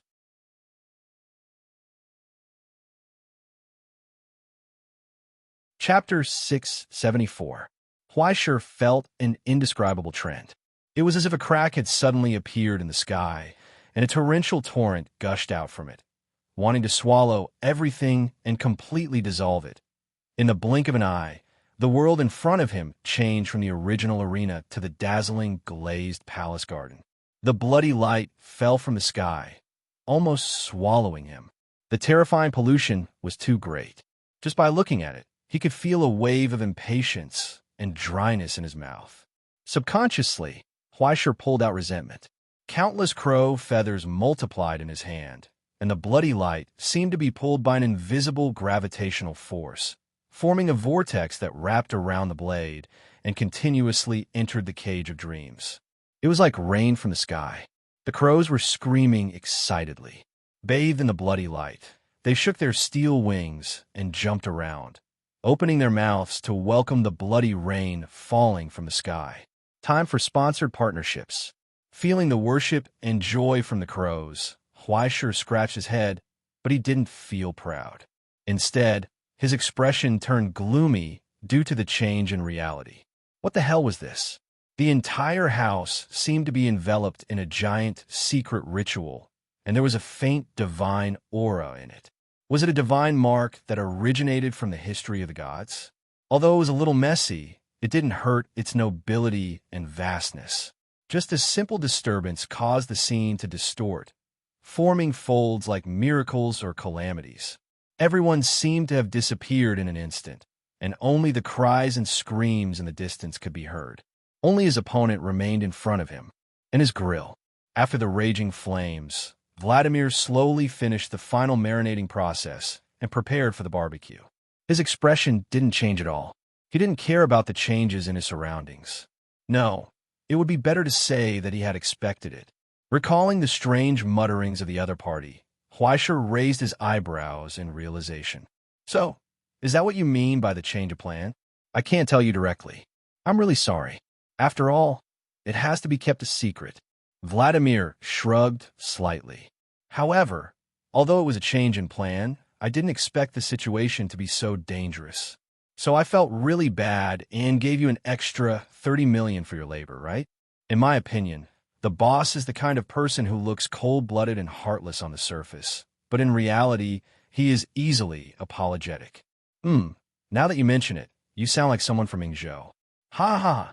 You don't have any objections to being left here as a hired thug? Huaishir sighed in amazement. "You're really an excellent tool, Vladimir. Actually, I don't mind if you call me Walia. That's my Christian name. As for other things, I don't really care." Vladimir said calmly, "If you're paid, you have to work. Since you're paid by your employer, whether it's smuggling or committing murder and arson, you should do your job dutifully. As long as the reward is worth it, I don't really care what the mission is about." Therefore, Miss Huai, the burly chef with a naked upper body, raised his eyes and stared at the opponent in front of him. He issued a challenge. "If it's possible, Can you be my enemy and fight me here? Sorry, if you don't have the 520 red packet, I'm going to take a shower. Hee, let's talk next time. 8.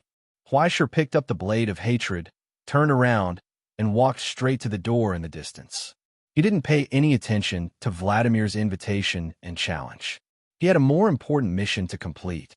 Even with the protection of the crow and the shadow, Makoto still had no resistance to this demon-like world. However, there was no time for him to waste. It's okay, I've already expected it. When he passed by the grill, he heard Vladimir's voice. So, I'll use a super fast way to make it. He twisted his wrist and stepped on the valve. In an instant, a pungent smell came from a mesmerizing fragrance in the wind. It was burning hot. Just by taking a breath, he almost choked and couldn't breathe. It was the oil pump that had been turned on. It was adding fuel to the fire. But even if it was adding fuel to the fire, how could it be so violent? The strange fire that used iron as carbon suddenly rose and boiled out of the small furnace. It turned into a tornado, swirling and expanding, and instantly spread out. The bright silver color, which resembled molten iron, instantly engulfed the entire city of Vladimir. However, the tall and sturdy silhouette still highlighted its existence in the violent flames. Bathing in the crazy high temperature in the air, Vladimir was laughing wildly. And from the dancing flames and billowing smoke, Huaisher actually felt the existence of a huge amount of metal particles. Cobalt, lithium, beryllium, magnesium, aluminum, boron.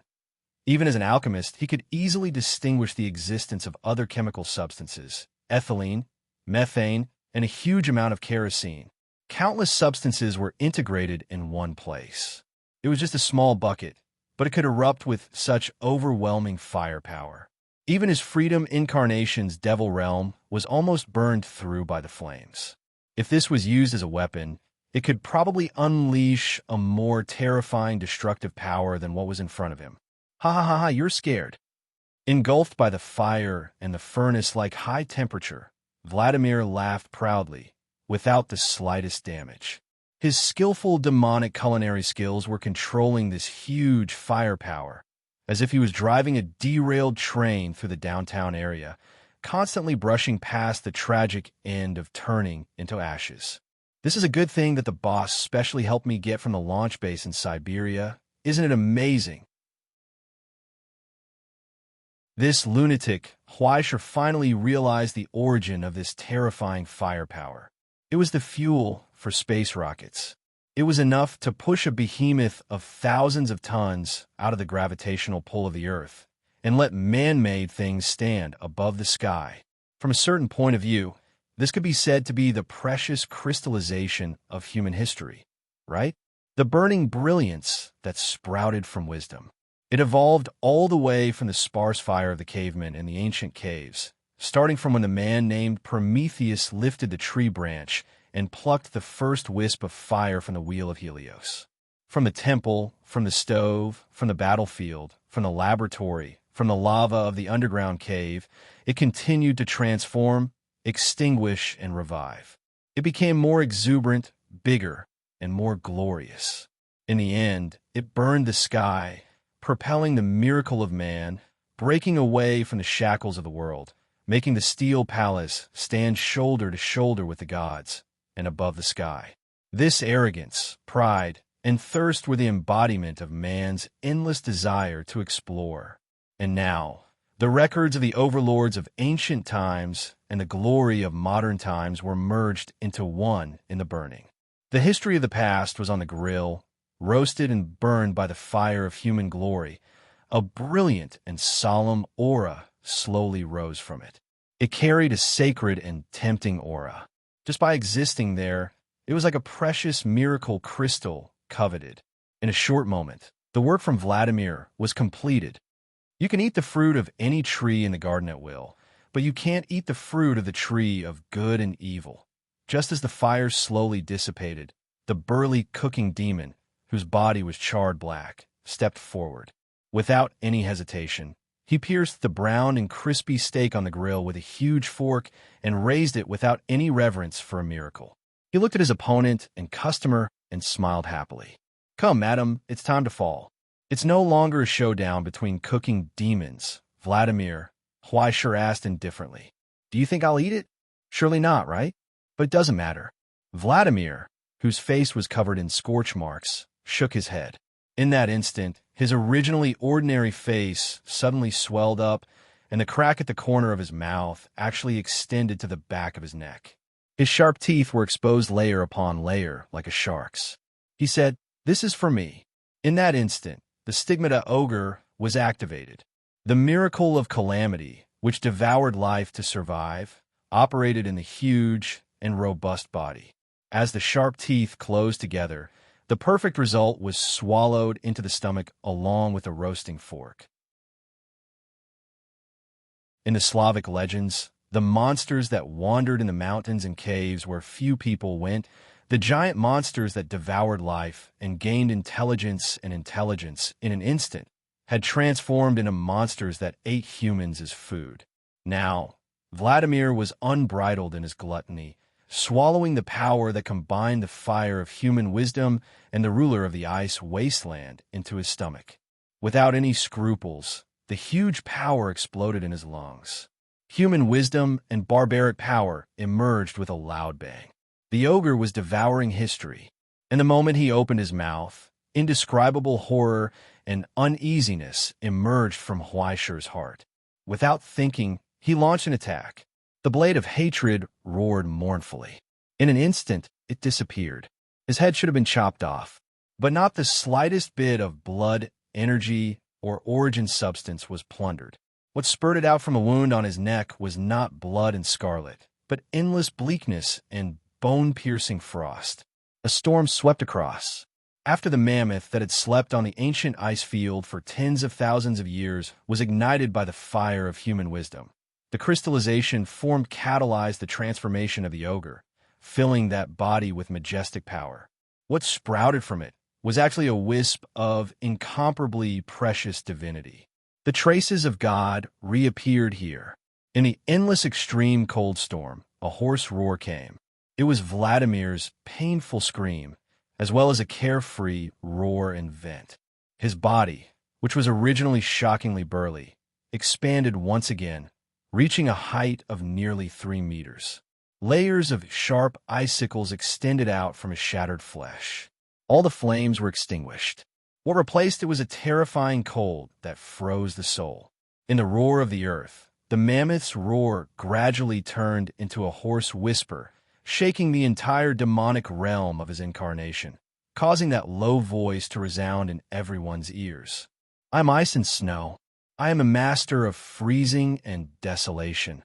Vladimir's eyes shot out an ice-cold divine light. He opened his mouth and spat out an extremely cold holy light. When his lips opened and closed, when he spoke, it overlapped with another old and low voice. Through the combination of human wisdom and desolation, and by cheating, the Tier 3 ogre temporarily reached this realm. Now, he was no longer a ferocious demon, but an immortal existence in Slavic mythology, the Lord of Ice and Snow who had inherited God's blood and history. "I am the King of Winter in the gradually extinguishing snowstorm." A burly and solemn figure stepped out, looking down from above and declaring to the enemy, "I'm the Father of Frost." In the dead silence, Huaisher was silent. He could not help but feel a headache and sighed helplessly. Well, did we discuss not being allowed to transform before? But you're tuning into the Warrior Lore YouTube channel. Don't forget to subscribe and join us on this journey to catch the most captivating stories.